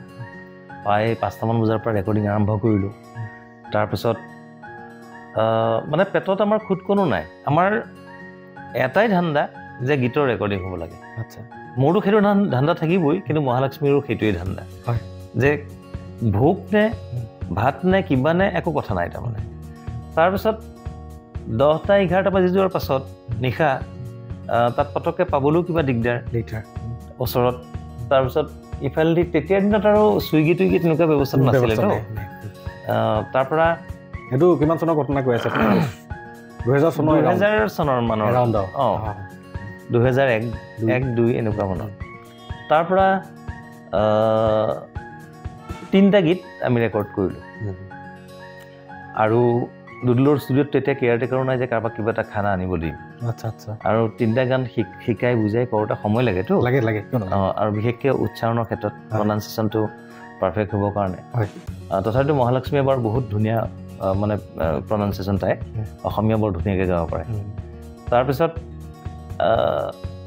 তিনিটা গীত ৰেকৰ্ডিং কৰোঁতে কৰোঁতে আমাৰ প্ৰায় 2:30মান বাজিল ৰাতি তেতিয়ালৈকে আমাৰ পেটত মানে খুটকনো নাই অকল পানী খাইছোঁ কাম কৰিছোঁ গতিকে তাৰপিছত ষ্টুডিঅ' সামৰি আহোঁতে প্ৰায় 3টা বাজিল এইফালে 5 মহলাৰ ওপৰত ষ্টুডিঅ'টো আৰু তেতিয়া লিফ্ট বন্ধ কৰি দিলে সেইটো আপোনালোকৰ এটা পৰীক্ষা তাৰপিছত আমি খোজকাঢ়ি আহি থাকোঁতে আধামান পাইছোঁ পাওঁতে মানে লিফ্টত নাই আৰু খোজকাঢ়ি ষ্টেয়াৰ গেছত আহি থাকোঁতে মই মানে ক'লোঁ অ' মাই গড বুলি ক'লোঁ মহালক্ষ্মীয়ে ক'লে কিয় হোৱা আপোনাৰ মই মানে ক'লোঁ এটা আলাপ আছিলে একচুৱেলি ইণ্টাৰভিউত পাৰ্টত হামিং আছিলে হামিংটো মই পাহৰি গ'লোঁ তাইতো লগে লগে ক'লে যে ইমানখিনি কৰিলোঁ আৰু এইখন আফচোচ ৰাখি পেলাই কিয় আপুনি অসমলৈ ঘূৰি যাব এইখিনি কৰি থৈ যাওঁ মই বোলো আৰে নালাগে আৰু তাই মানে তাৰ আগত মোক কৈছে যে অনুপদা মোৰ এইটো জীৱনৰ প্ৰথম ৰেকৰ্ডিং দেউতা ঢুকোৱাৰ পাছত যে সদায় মই 10টা বজাত গৈ পাওঁ ঘৰ মাৰ লগত একেলগে ভাত খাওঁ আৰু তাৰ পাছত মই কাম নকৰোঁ শ্ব' থাকিলে বেলেগ কথা কিন্তু এইটো মোৰ দেউতা ঢুকোৱাৰ পাছত প্ৰথম ৰেকৰ্ডিং যে যিটো এই ৰাতি তেতিয়ালৈকে মাকে 3-4বাৰ ফোন কৰিছে তাৰপিছত নাই তাই কিন্তু নামানিল তাই ক'লে যে নহয় এইখিনি আফচোচ ৰাখি পেলাই নাযাওঁ এইখিনি কৰি থৈ যাম আকৌ গৈ আকৌ ষ্টুডিঅ' খুলি আকৌ সেই হামিং ৰেকৰ্ড কৰি গতিকে তেতিয়া তাৰমানে মোৰ চকু পানী ওলাইছে তাৰমানে কিমান ডেডিকেশ্যনটো তাৰমানে যিটো ডেডিকেশ্যন বা এতিয়া ছানহঁতকো যেতিয়া গান গাওঁ বা উদিত নাৰায়ণহঁতকো মানে ফিৰ এক মৌকা দিজিয়ে নাই মানে নিজে ছেটিছফাই নোহোৱালৈকে তেওঁলোকে গীতটো সামৰি থ'ব নিবিচাৰে তাৰমানে গতিকে যিমানটো পাৰফেকশ্যনত লাগে তাতকৈ আৰু কিমান ধুনীয়া কৰি পঠাব পাৰোঁ তেওঁলোকৰ সেই যিটো মানে ধাউতিটো মই আকৌ মন কেছেটটোত এটা গীত মহালক্ষ্মীক গোৱাইছোঁ যামনে কাষলৈ আঁতৰি থাকিম মই যে বুজি পোৱা নাই এতিয়া শান্তা বাইদেৱে মোক অহাৰ পাছত ক'লে তই যে বম্বেত এইকেইদিন কাম কৰি থাকিলি তই কি কৰিলি মোক শুনাচোন মই কপি এটা তাৰ পৰা লৈ আহিছোঁ MP3 এটা কৰি মিক্স হোৱাই নাই মিক্সিং হ'বহে শান্তা বাইদেউক মই ঘৰত শুনালোঁ বেডৰুমত শুনোৱাৰ লগে লগে শান্তা বাইদেৱে কান্দি কান্দি বিচনাৰ পৰা তলত বাগৰি পৰি গ'ল কোনটো গান আছিলে মানে যামনে কাষলে আঁতৰি থাকিম মই যে বুজি পোৱা নাই সেই গীতটি তাৰমানে মহালক্ষ্মী গাইছে তাৰমানে মহালক্ষ্মীক যেতিয়া গীতটো গোৱাইছোঁ মই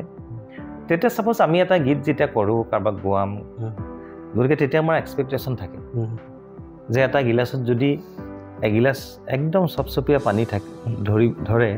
তেতিয়াহ'লে ছাপ'জ তাৰ পৰা আমি 20% বাদ দি যে 80% ফুলফিল হ'ব সেইটো সিমানখিনি আমাৰ কনফিডেণ্ট থাকে গতিকে আমি কোনোবাজনক লোৱাৰ লগে লগে সেইখিনি আমি এক্সপেক্টেশ্যন থাকে সেইখিনি আশা কৰোঁ কিন্তু মহালক্ষ্মীয়ে যেতিয়া গীতটো গাইছে সেই পানীগিলাচ মানে গতিকে তেতিয়া সেই গীতটো শুনাৰ লগে লগে শান্তা বাইদেৱে মানে ইমান হুকুৱাই কান্দিছে যে ইমান ধুনীয়া গাইছে ইমান ধুনীয়া কম্প'জ কৰিছ মিউজিক কৰিছ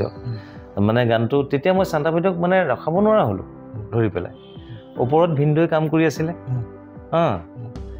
মানে ছেকেণ্ড ফ্ল'ৰত ভিনদৈ ৰেকৰ্ডিঙত কিবা কাম কৰি আছিলে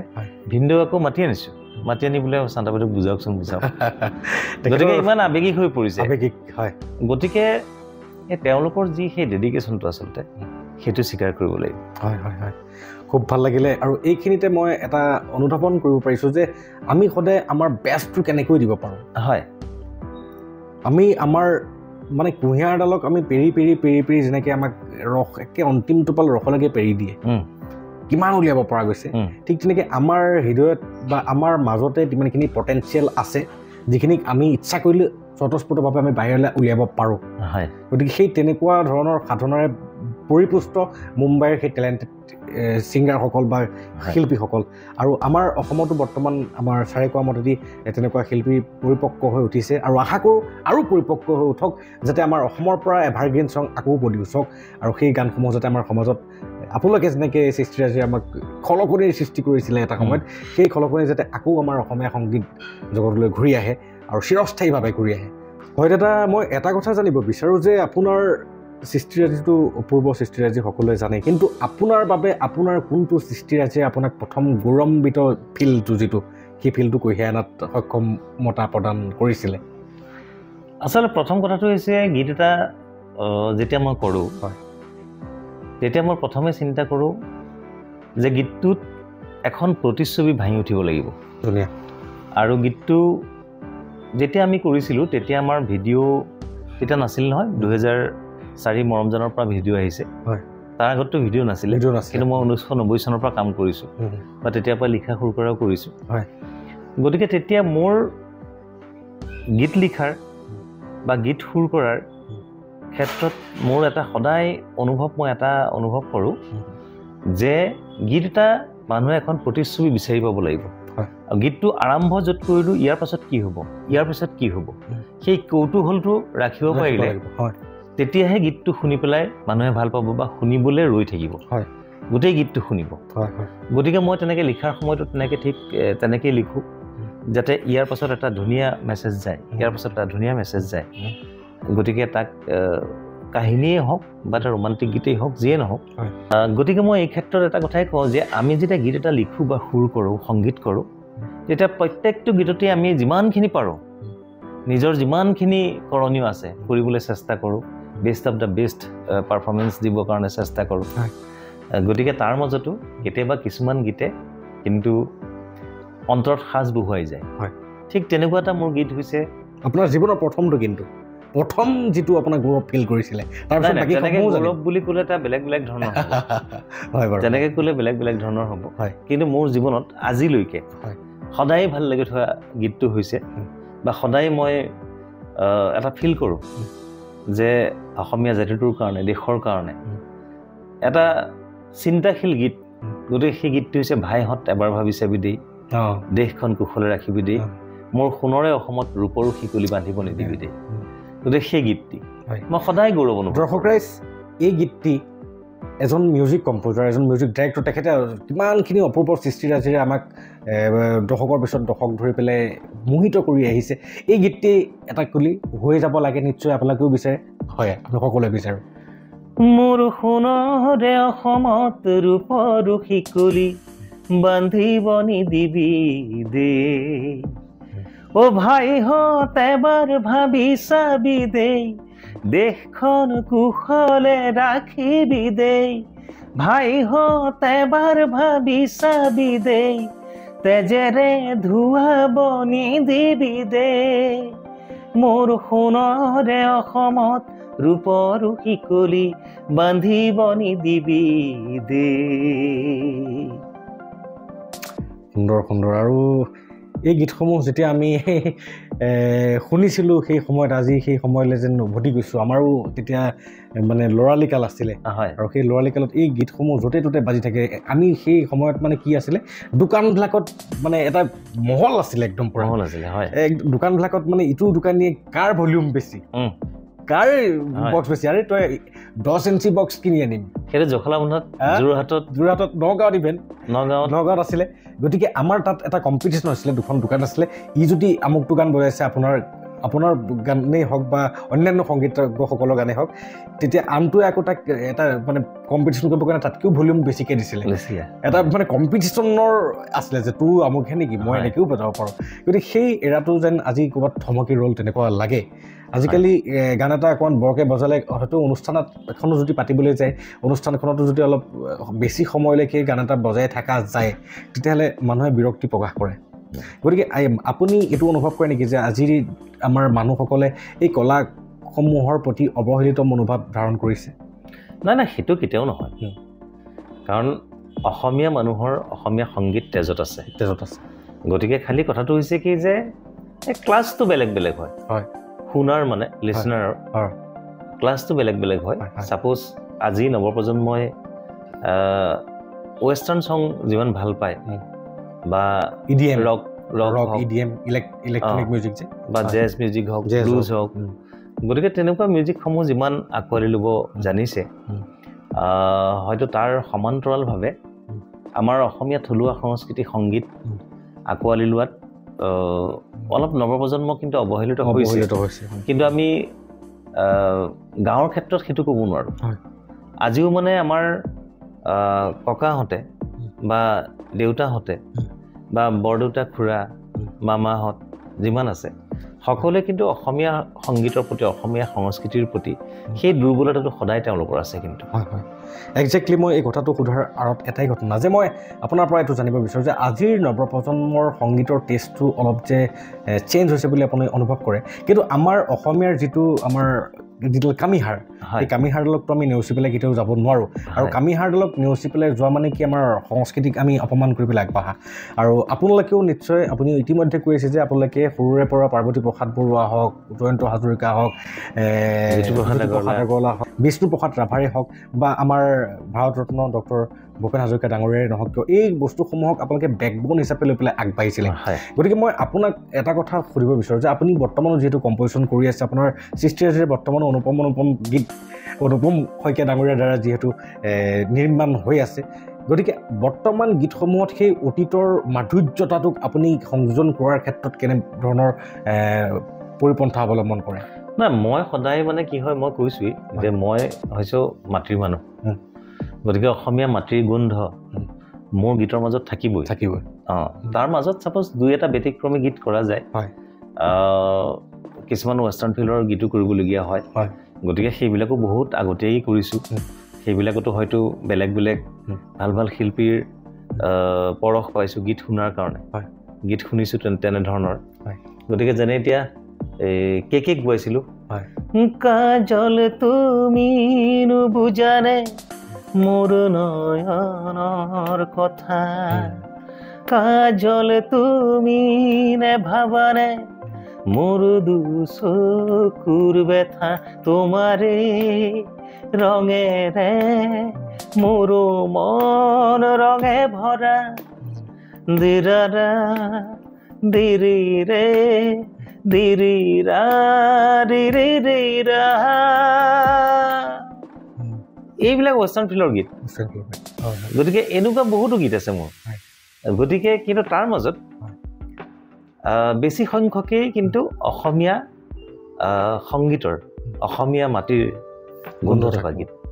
হয় গতিকে আমি আমাৰ অসমীয়া টাচটো সদায় অটুট ৰাখিব লাগে আৰু অসমীয়া টাচটোৰ পৰা একেবাৰে মানে লং জাম্প এটা মাৰি পেলাই বহুত আগলৈ যোৱাৰ প্ৰয়াসটো আমাৰ বাবে হয়তো ক্ষতিকাৰকো হ'ব পাৰে নহয় জানো নহয় নিজৰ বস্তুখিনি আচলতে নিজে চিনি পোৱাটো বুজি পোৱাটো হয় বৰ প্ৰয়োজনীয় কথা হয় এতিয়া সেইটো এটা গীত মই লিখিছোঁ শুনা সমনীয়া আমি অসমীয়া অসম বুলিলে পৃথিৱী বলিয়া মহামিলনৰে ঠাই নাই নাই নাই কতো দেখা নাই নিচিনি মৰো নিজ পিছে হাই তাৰমানে আমি সংস্কৃতিৰ ইমান চহকী গতিকে আমাৰ সংগীত সংস্কৃতি বুলি ক'লে আচলতে গোটেই পৃথিৱী বলিয়া কিন্তু আমি নিজৰ সংস্কৃতি নিজে চিনি নাপাওঁ গতিকে সেই কথাটো লৈ পেলাইও গীত প্ৰতিদিন এলবামটোত কৰিছিলোঁ শুনা সমনীয়া এতিয়া মই আপোনাৰ পৰা জানিব বিচাৰোঁ যে আপোনাৰ সৃষ্টিৰাজিৰ আটাইতকৈ জনপ্ৰিয় হোৱা গীতটি কোনটি আছিলে আৰু সেই গীতটিৰ এটা কলিও আমি শুনিব বিচাৰিম নিশ্চয় আচলতে তেনেকৈ বহু গীত আছে সবাতোতকৈ জনপ্ৰিয় গীত সবাতোতকৈ বুলি ক'লেতো আৰু মানুহে বা আমাৰ শ্ৰোতা দৰ্শকে এটা গীতেই কয় যে কাজিৰঙা বৰ ধুনীয়া হয় ও দেহাৰ বৰণ ৰং চঙীয়া মুগা চুমনীয়া চাদৰৰে আচলখন টানি টানি বান্ধিলো বা চাদৰৰে আচলখন টানি টানি বান্ধিলো বা কাজিৰঙা এই গীতটিত বাঁহী কোনে বজাইছিলে মই জানিব পাৰিম নেকি কৈলাশ ৰাভা আমাৰ ৰাভা ছাৰে বজাইছে আচ্ছা সেই বাঁহী টিউনটোৱে মানে সেই গানটোত এটা সোণত সুৱগা চৰাইছে নিশ্চয় আপুনিও ফিল কৰে আমি সেই বাঁহীৰ যিটো টিউন সেইটো কম্প'জ কৰি দিব লাগে এজ এ মিউজিক ডাইৰেক্টৰ আপুনি কম্প'জ কৰিছে বজাইছেও তেখেত বৰ ধুনীয়া বজাইছে আৰু আপোনাৰ সেই মাষ্টাৰপিচসমূহ সকলোৱে জানে অলৰেডি এই গীতসমূহক মিউজিক ডাইৰেকশ্যন তেখেতৰ মিউজিক এৰেঞ্জমেণ্ট তেখেতে কৰিছে মানে কি তাত বাজা চিক চিক টিক টিক চাউণ্ডটোৰ পৰা ঢোলৰ ৰগৰ কোনটোত কেনেকুৱা ধৰণৰ ৰগৰ মাৰিব কোনটোত কেনেকুৱা ধৰণৰ বাহিৰ ফ্লুটৰ সুৰ দিব এই সকলোবিলাক কম্প'জাৰজনেহে এৰেঞ্জ কৰে আৰু গায়কজনে গায় আৰু এখেত এনেকুৱা এজন ব্যক্তি যে তেখেতে গোটেইখিনি এৰেঞ্জমেণ্টটো সেই গানটোত কৰিছে লগতে গাইছেও আৰু সেই গোটেই এলবামটোতে গোটেই এৰেঞ্জমেণ্ট তেখেতৰ গতিকে এজন মিউজিক কম্প'জাৰৰ গুৰুত্ব কিমান সকলোৱে জানে কিন্তু এইখিনিতে মই প্ৰতিজন মিউজিকৰ লগত ৰিলেটেড বিশেষকৈ মিউজিক ডাইৰেক্টৰ বা সংগীত নিৰ্মাণ কৰা সকলক মই এটা কথা সুধিছোঁ আপোনাৰ পৰাও সেই প্ৰতিক্ৰিয়াটো জানিব বিচাৰোঁ যে এটা সংগীত নিৰ্মাণ হওঁতে সকলোৰে সামূহিক প্ৰচেষ্টাৰে হয় একদম তথাপিও আমাৰ অসমত বহুতে এইটো কণ্ট্ৰভাৰ্চি হিচাপে ভাবিব পাৰে কিন্তু এইটো অপ্ৰিয় হ'লেও সত্য কথা যে আমাৰ অসমত সেই শিল্পীসকলক সেই সন্মানটো দিয়া নাযায় যিটো অন্যান্য ষ্টেটত দেখা যায় পশ্চিমবংগ বা অন্যান্য ক্ষেত্ৰত গতিকে আমাৰ ইয়াত গায়কজনকে সৰ্বা বুলি ভাবি গায়কজনকে মানে গোটেইখিনি সপি দিয়া হয় যে মৰম চেনে সকলো তেওঁকে সপি দিয়া হয় গতিকে এই ক্ষেত্ৰত আপুনি আমাৰ জনতালৈ কেনেকুৱা ধৰণৰ আহ্বান জনাব বিচাৰে আচলতে এইটো বৰ দুৰ্ভাগ্যজনক কথা হয় প্ৰথম কথা হৈছে গীতিকাৰ কোন সেই কথাটো আচলতে হয় আমাৰ মানে বেক স্ক্ৰীনত থাকি যায় হয় হয় গতিকে সেইটো এটা বৰ দুৰ্ভাগ্যজনক কথা হয় হয় আৰু সেইকাৰণে আচলতে কি হয় মই বিশেষকৈ অনুৰোধ কৰিম আমাৰ টিভি নিউজ চেনেল হয় FM ৰেডিঅ' ষ্টেচন হয় বা আমাৰ ছিংগাৰ সকলো গীতটি গোৱাৰ আগতে আচলতে কোনে লিখিছে কোনে সুৰ কৰিছে কোনে সংগীত কৰিছে সেই কথাকেইটা আচলতে প্ৰপাৰলি জনোৱাৰ এটা মানে বিশেষ ইতিবাচক চিন্তা কৰিব লাগে আচলতে হিন্দী ক্ষেত্ৰত কিন্তু সম্পূৰ্ণভাৱে ধুনীয়াকৈ আছে হিন্দীত আছে আৰু হিন্দীত কি হয় কোনে মিউজিক কৰিছে কি কৰিছে সেইখিনি আচলতে দৰ্শকেও বা শ্ৰোতায়ো সেইখিনি কথা নিজেও মানে অনুধাৱন কৰে কিন্তু অসমীয়া সংগীতৰ ক্ষেত্ৰত সেই বস্তুটো বৰ অৱহেলিত হয় আজিকালি অলপ চোৱা চিতা কৰা হৈছে তথাপিও যদি আজি ৰেডিঅ' ষ্টেচনত FM ষ্টেচনত এটা গীত বাজে তাৰ আগত যদি যে এই গীতৰ কথা আমুক সুৰ আমুক এইখিনি যদি কোৱা হয় তেতিয়াহ'লে মানুহে জানিবৰ কাৰণে বেছি সুবিধা হ'ব আৰু শিল্পীসকল সদায় এটা কথা মই বহুসকল শিল্পীৰ কাষৰ পৰা তথা আমাৰ কবি সন্মিলনী হওক বা অসমীয়া ভাষী হওক বা হিন্দী ভাষী হওক মই এটা কথা ছাৰ সৰুৰ পৰা অনুধাৱন কৰিব পাৰিছোঁ যে শিল্পীসকল সদায় তাৰিফৰ ভোকা হয় পোৱাবাহী হয় এটা শায়ৰী শ্বেৰৰ শায়ৰী যিসকলে কয় হয় এটা শ্বেৰৰ শায়ৰী বা শায়ৰী এটা যেতিয়া কয় তেতিয়া বাহ যেতিয়া লোৱা যায় সেই শায়ৰীটোৱে তেতিয়া সমাদৰ পোৱা যায় ঠিক তেনেকৈ মই জেপি দাস ছাৰকো এই কথাষাৰ সুধিছিলোঁ আৰু তেখেতো যথেষ্ট এটা সাৱলীল উত্তৰ দিছিলে এই কথাটোৰ পৰা এটা জাষ্ট পংক্তি উলিয়াই পেলাই মই ক'ব বিচাৰিছোঁ যে সংগীত শিল্পীসকল সদায় তাৰিফৰ বোকা নট অনলি সংগীত শিল্পী প্ৰতিজন শিল্পীয়ে তেওঁৰ সৃষ্টিৰাজিক আপুনি সেই মৌপান কৰি পেলাই যদিহে বাহবাহী অন্তৰৰ পৰা দিয়ে সেই তাতকৈ ডাঙৰ পুৰস্কাৰ সংগীতৰ ক্ষেত্ৰত হ'ব নোৱাৰে একো নালাগে মানে শিল্পীজনৰ ক্ষেত্ৰত হ'ব নোৱাৰে গতিকে ছাৰ এই ক্ষেত্ৰতে মই সকলোকে মোৰ ফালৰ পৰা আহ্বান জনাইছোঁ যে আমি আমাৰ শিল্পীসকলক জীয়াই ৰাখিবলৈ হ'লে আমি শিল্পীসকলৰ কামসমূহক আমি সেই গভীৰতাটোক আমি সদায় চেলুট কৰিব লাগিব আৰু মোৰ আপোনাৰ সেই অনুপম শইকীয়া ছাৰক বা অনুপম শইকীয়া দাদাক মই অনুপম শইকীয়াৰ অনুপম সৃষ্টিৰাজিক মোৰ ফালৰ পৰা চেলুট জনাইছোঁ গতিকে আৰু লগতে মই আপুনি যিটো কথা কৈছে সেইটো কথা হয় আৰু মই সেইটো কথা সদায় মানে স্বীকাৰ কৰোঁ আৰু মই সেইকাৰণে মঞ্চত উঠিলে সদায় কওঁ যে আপোনালোকৰ হাত চাপৰি আমাৰ উৎসাহ আপোনালোকৰ আশীষ আমাৰ উজ্জ্বল ভৱিষ্যত সেই কথাটো মই কওঁ হয় বা মই সেইটো বিহুত নাচিবৰ মন বুলি মোৰ এটা এলবাম আছিলে লাইভ পাৰফৰ্মেঞ্চৰ গতিকে তাতো মই সেই কথাটো ব্যক্ত কৰিছোঁ আৰু সেইটো আচলতে মনে প্ৰাণে বিচাৰোঁ যে আপোনালোকৰ হাত চাপৰি আমাৰ সঁহাৰি আপোনালোকৰ আশীষ আমাৰ উজ্জ্বল ভৱিষ্যত এতিয়া মই জানিব বিচাৰোঁ আপুনি ইতিমধ্যে উল্লেখ কৰি থৈ আহিছে যে মুম্বাইত যেতিয়া আপোনালোকে কাম কৰিবলৈ যায় মুম্বাইত কাম কৰিবলৈ গ'লে জুবিন গাৰ্গে আপোনাক বেলেগত কোনো থাকিবলৈ নিদিয়ে নিজৰ লগলৈ লৈ আনে এতিয়া মই জানিব বিচাৰোঁ জুবিন গাৰ্গ আৰু অনুপম শইকীয়া ছাৰৰ দুয়োজনৰে বন্ধুত্ব কেনেকৈ হৈছিল আৰু সেই বন্ধুত্ব কেনেকৈ একেলগে কামৰ দিশে গতি কৰিছিলে আৰু সেই কামে অসমত কি খলকনিৰ সৃষ্টি কৰিছে সকলো চিনা পৰিচিত গতিকে সেই যাত্ৰাৰ বিষয়ে অকণমান যদি জনাই ভাল লাগিব আচলতে মই এদিন মানে সেইটো সময়ত মই আমাৰ এতিয়া ষ্টুডিঅ' অডিটেক ফিল্ম ক্ৰাফ্ট ফ্ৰেণ্ডছ আৰু লগত নতুনকৈ এটা ষ্টুডিঅ' হৈছিলে নটৰাজ বুলি ৰুক্মিণী গাঁৱত গতিকে ৰুক্মিণী গাঁৱত দুদুল আলাপ শইকীয়াই এদিন জুবিন গাৰ্গক লৈ গৈছে নটৰাজ ষ্টুডিঅ'ত আৰু সেইদিনা মোৰ লগত জুবিন গাৰ্গক চিনাকি কৰাই দিছে সেয়া প্ৰথম চিনাকি কিমান চনমান হ'ব এইটো সেইটো 1992 চন আমি জন্মই হোৱা নাই 1992 চনত তাতে তেতিয়া মই কণ্টিনিউৱাছলি কাম কৰিয়ে থাকোঁ তেতিয়া মহানন্দ মজুমদাৰ বৰুৱা তেখেত মই আমি তেনেকৈ কাম কৰি আছোঁ ৰেকৰ্ডিং কৰি আছোঁ মানে তাৰ পৰা জুবিন গাৰ্গক লৈ গৈছে তেতিয়া জুবিন গাৰ্গৰ এলবাম ওলোৱা নাই আৰু তাৰপাছত মায়াটো কৰিছে মায়াৰ প্ৰিপেৰেশ্যনৰ কাৰণে আহিছে আৰু ঠিক ঠাক কৰিব সেইদিনা চিনাকি হ'লোঁ সেইদিনা এটা মানে ধুনীয়া সুন্দৰ ল'ৰা মহাত্মা গান্ধীৰ নিচিনা চশমা শ্ৰীকৃষ্ণৰ নিচিনা চুলি ইফালে আৰ্মিৰ নিচিনা এটা জেকেট সিফালে আকৌ হাফ পেণ্ট সম্পূৰ্ণ বেলেগ ধৰণৰ বেলেগ ধৰণৰ তাৰপিছত ইফালে বিটল শ্বু তাৰপিছত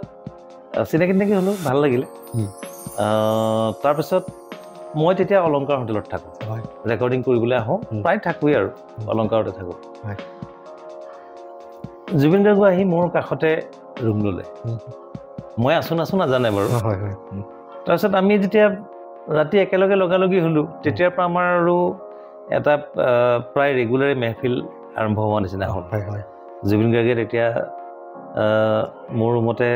হাৰমনিয়ামৰ ঢোলকি থাকে গতিকে আমি তেওঁৰ হ'বলগীয়া অনামিকাৰ গীতবিলাকো চৰ্চা কৰোঁ শুনাই ময়ো মোৰ গীতবিলাক শুনাওঁ তেনেকৈ সেই তেতিয়াৰ পৰা আমাৰ যোগসূত্ৰ আৰম্ভ তাতে মোৰ এখন বাজাজ চুপাৰ আছিলে ব্লু কালাৰ কেতিয়াবা দুইটা সেইখন লৈ ফুৰিবলৈ যাওঁ কেতিয়াবা সি আকৌ অকলে ক'ৰবাত যাব বিচাৰিলে মই ৰেকৰ্ডিঙত থাকোঁ মোৰ স্কুটাৰখন লৈ পেলাই ফুৰিবলৈ যায় তাৰপিছত গুৱাহাটী ইউনিভাৰ্চিটিত আমি দুইজন ভাল বন্ধু বুলি জনা যেতিয়া হ'ল ইউনিভাৰ্চিটিৰ ল'ৰাখিনিয়ে মোক ক'লে যে অনামিকা তেতিয়া ওলাইছে আৰু ওলোৱাৰ পিছত যে তোমাৰ লগত ইমান ভাল জুবিনক আমাৰ এইবাৰ ইয়থ ফেষ্টিভেলৰ প্ৰগ্ৰেম এটা কৰাৰ কাৰণে ব্যৱস্থা কৰি দিয়া মই জুবিনক স্কুটাৰত উঠাই পেলাই ইউনিভাৰ্চিটি লৈ গ'লোঁ তাতে মানে অডিটৰিয়ামৰ সন্মুখতে অস্থায়ী কাৰ্যালয় ষ্টুডেণ্ট ইউনিয়নৰ তাতে বহুৱাই পেলাই তাতে আৰু এটা প্ৰগ্ৰেম প্ৰথম ঠিক ঠাক হৈছে আৰু এইটো 1992 তেনেকৈ হ'ব চাগে 93 চন 93 মানত তেতিয়া মানে একজেক্টলি মোৰ চনটো মন নাই কিন্তু সেইখিনি সময়তে হ'ব তাৰপিছত সেইখন প্ৰথম শ্ব' আৰু 11,000 টকাত বন্দবস্ত হৈছে জুবিন গাৰ্গে গাবলৈ যাব আৰু সেইখন মানে ইয়থ ফেষ্টিভেলৰ ফাইনেল যিদিনা আছে ফাইনেল শ্ব' আৰু সেইখন লাষ্ট নাইট গতিকে সেইদিনা সেইখন শ্ব' মই স্কুটাৰত লৈ গৈ পেলাই ঠিক ঠাক কৰি দি গোটেইখিনি ইউনিয়ন বডিৰ মানুহ আছিলে সেই তেনেকৈ সেই 11,000 টকা তেখেতৰ মাননি আছিলে সেইটো সময় তেতিয়া আৰু মানে জোৰ কৰি 11,000 হৈছেগৈ আৰু 10টো লাষ্ট আৰু ইউনিভাৰ্চিটিয়ে কৈছে যে আমি 10,000 টকাত কৰি দিয়া আৰু যেন তেনে 11,000 হ'ব দিয়া কৰি দিয়া এনেকৈ কৰি তাৰ আগত অৱশ্যে মই ইউনিভাৰ্চিটিত প্ৰগ্ৰাম কৰিছোঁ মই ক্লাছ মানে 9 মানত থাকোঁতে ইউনিভাৰ্চিটিত প্ৰগ্ৰাম কৰিছোঁ গতিকে মোৰ লগত সেই গোটেইখিনিৰে খুব ভাল আছিল আৰু সম্পৰ্কটো আৰু তেনেকেই আপোনালোকৰ জুবিন এতিয়ালৈকে আৰু জুবিন গাৰ্গ মই চবেই একেলগে কাম কৰিছোঁ মানে সম্পৰ্ক গৈ গৈ আজি এনেকুৱা এটা সুমধুৰ ৰিলেশ্যনৰ নিচিনাই হ'ল এটা তেতিয়াৰ পৰাই অবিচ্ছেদ্য অংগ নিচিনা জীৱন আৰু বৰ্তমান আপোনাৰ লগত কেনেকুৱা ৰিলেশ্যন বা আপোনালোকে কি ধৰণে কথা পাতে আপুনি ফোন কৰিলে কি বুলি প্ৰথম মাতষাৰ দিয়ে সেই কথাষাৰ মোৰ লগতে দৰ্শকো জানিব বিচাৰিব এতিয়া আমি জেনেৰেলি ধৰি লওক বন্ধুতালে অৱশ্যে আমাৰ দুটাৰ মাজত তইতা ভাষাটো নহ'ল আমি তুমি তোমাই কৰোঁ মানে জুবিন গাৰ্গক মোক তুমি বুলিয়েই কয় ময়ো তেওঁক তুমি বুলিয়েই কওঁ গতিকে আজিলৈকে আমাৰ দুটাৰ সম্পৰ্কটো কিন্তু সদায় তুমিতে থাকিলে কিন্তু আমি লগ পালে কোনো সময়ত এৰি পেলাই থাকিব নোৱাৰোঁ বা এৰি নাথাকোঁ বা আমি একেখন কাঁহীতে ভাত খাওঁ বা একেলগে শুওঁ বম্বেত গ'লেও মোক ক'তো থাকিব নিদিয়ে আৰু আনকি মোৰ বিয়াৰ পাছতো মোৰ বাচ্ছা মানে ছোৱালী জন্ম হোৱাৰ পাছত ছোৱালী 3 বছৰমান হওঁতে মুম্বাই ফুৰিবলৈ গৈছোঁ গৰিমাই ঘৰৰ চাবি দি পঠাইছে জুবিনে আহি ষ্টুডিঅ'ত দিছে বেডৰুমৰ চাবি গতিকে তাৰ ঘৰতে থকা মেলা গোটেইখিনি কৰি পেলাই মুম্বাই ফুৰি মেলি সিহঁত কিন্তু নাই, সিহঁত ইয়াত আছে। গতিকে সিমানখিনি সুসম্পৰ্ক আছে আৰু সদায়। গতিকে এই সুসম্পৰ্ক অটুট থাকক। আৰু জুবিন দাক যিদিনা লগ পাম মই তেখেতক এই বস্তুসমূহ ৰোমন্থন কৰোৱাম, তেখেতৰ পৰা কিছু জানিম মই। আৰু বহুতেই ভাল লাগিলে এই বস্তুখিনি বিশেষকৈ আমি জানিব বিচাৰোঁ। আৰু এই কথাটো সোধাৰ মূল কথাটো এইটোহে যে আমি প্ৰথমতে উল্লেখ কৰিছিলোঁ যে আমি একতাই পৰম বল, আৰু আপুনি সেই একতাৰ পৰম বলত প্ৰথমতেই সংযোজন কৰিছিলে যে সংগীত এটাত আপুনি কিবা এটা ঢালি থাকোঁতে কিবা এটা ক'ৰবাত যদি কমি আছিলে তেতিয়াহ'লে আমুকজনে কৈছে যে এইটো এনেকুৱাকৈ দিয়া। গতিকে আপোনালোকে সকলোৰে সংমিশ্ৰণত যিখন প্ৰতিচ্ছবিৰো কথা কৈছিলে, ঠিক তেনেকৈ আজি জুবিন গাৰ্গ আৰু অনুপম শইকীয়া ডাঙৰীয়াৰ একত্ৰিতত বা মিত্ৰজোঁটত যিসমূহ সৃষ্টি হৈছিলে সেই সৃষ্টিসমূহে অসমৰ সংগীতৰ ৰূপৰেখা টোটেলি চেঞ্জ কৰি দিয়াৰ সামৰ্থ্য। জুবিন গাৰ্গে মই মানে বহুত গীত একেলগে কৰিলোঁতো, অন্ততঃ 400-500 গীত একেলগে কৰিছোঁ। গতিকে এলবাম হিচাপে ছাপ'জ 200 মান এলবাম চাগে একেলগে কৰিছোঁ। গতিকে ডেফিনেটলি আমি সদায় এটা মিউজিকেল টাষ্টত থাকোঁ, তাৰ ওপৰত আমাৰ ঘৰুৱা এটা এটাচমেণ্ট থাকে। গতিকে এই বস্তুটোৰ পৰা মই আপোনাৰ আজিকালি হ'ল কি কম্পিটিটিভ মনোবৃত্তি। আজি একেটা ফিল্ডটোৰে এজন মানুহে আন এজনক ছাপৰ্ট নকৰে। আজিকালি আমাৰ হিউমেন মেণ্টেলিটিটো এনেকুৱাকৈ ডেভেলপ হৈছে একৰ্ডিং টু হিউমেন চাইক'লজি। আৰু আমাৰ নৱপ্ৰজন্মক ক'ব বিচাৰিছোঁ যে ৰতন টাটা ডাঙৰীয়া আৰু ৰতন টাটা হৈছে কেৱল ইউনিটিৰ দ্বাৰাহে। ৰতন টাটাৰ প্ৰতিটো ইণ্ডাষ্ট্ৰীত তেখেতৰ অন্তৰ্গতত কিমান লাখ লাখ মানুহে নিযুক্তি পাই পেলাই কৰ্ম নিযুক্তিভাৱে কাম কৰি আছে। আৰু এই লাখ লাখ মানুহে একেলগে সংযুক্ত হৈ কাম কৰাৰ ফলত ৰতন টাটা ডাঙৰীয়াই এখন দেশ চম্ভালাৰ সপোন, আৰু তেখেতেতো দেশখন চম্ভালি আছে বুলি ক'লেও বেয়া নহয়। তেখেতৰ 99% থেৰিটিতে গুচি যায়। বাৰু যি নহওক, আমি এই লেচনটোৰ পৰা এটা কথা শিকিব লাগে যে আমি সদায় সংযুক্ত হৈ থকাটো ভাল। আমি ইজনে সিজনক হাতই হাত ধৰি পেলাই আগবঢ়াটো ভাল। যিকোনো ক্ষেত্ৰতে যদিহে কোনোবা এজন শিক্ষক আনজন শিক্ষক আপোনালোকে ৰেচপেক্ট যদি কৰিবলৈ শিকে, নিশ্চয় দুটা কথা বেছিকৈ শিকিবলৈ পাব। যেনেকৈ দুজন সংগীত শিল্পীয়ে একত্ৰিতকৰণৰ ক্ষেত্ৰত আজি ইজনো সুপ্ৰতিষ্ঠিত ইজনো সুপ্ৰতিষ্ঠিত হয়, নহয় জানো?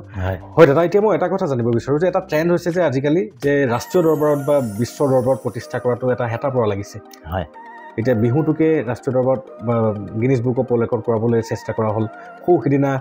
দিহানামক কৰোৱা হৈছে। ঠিক তেনেকৈ আমাৰ সংগীত ক্ষেত্ৰতো আমাৰ সংগীত পৰিচালক হিচাপে আপোনাৰ এনেকুৱা এটা কিবা মানসিকতা বা এনেকুৱা এটা ষ্ট্ৰেটেজি বা এনেকুৱা এটা পৰিকল্পনা আছে নেকি ভৱিষ্যতলৈ যে আমাৰ অসমীয়া সংগীতক যাতে বিশ্ব দৰবাৰত বা আমাৰ ৰাষ্ট্ৰীয় দৰবাৰতে প্ৰতিষ্ঠা কৰাৰ ক্ষেত্ৰত কিবা এটা এনেকুৱা সৃষ্টি বা এনেকুৱা এটা পদক্ষেপ আপুনি গ্ৰহণ কৰিব? মই একচুৱেলি কথাটো ক'ব গ'লে যে আচলতে ৰাষ্ট্ৰীয় পৰ্যায়ত আমাৰ অসমীয়া সংগীতটো এইটো স্বীকৃতিপ্ৰাপ্ত। আমাৰ অসমীয়া সংগীত সংস্কৃতিৰ বিষয়ে বাহিৰতো জানে। গতিকে বা এতিয়া আমাৰ ইয়াৰ অসমৰ যিখিনি কলা সংস্কৃতি সেইখিনি আমি দেখিবলৈ পাওঁ যে বাহিৰত ছাপ'জ ৰাসেই হওক, ভাওনাই হওক বা বিহুৱেই হওক, দিহানামেই হওক বা যিখিনি আমাৰ জনজাতীয় জনগোষ্ঠীয় যিখিনি সংস্কৃতি আছে সেইখিনি সম্ভাৰ লৈ বাহিৰলৈ আমাৰ ইয়াৰ পৰা প্ৰায়খিনি টুৰ কৰে, প্ৰায়খিনিয়ে অহা যোৱা কৰি আছে। গতিকে ধুনীয়াকৈ কাম কৰি আছে। আৰু সেইটো ক্ষেত্ৰত আচলতে সেইটো এটা একক ভূমিকাৰে কৰিব পৰা বস্তু নহয়।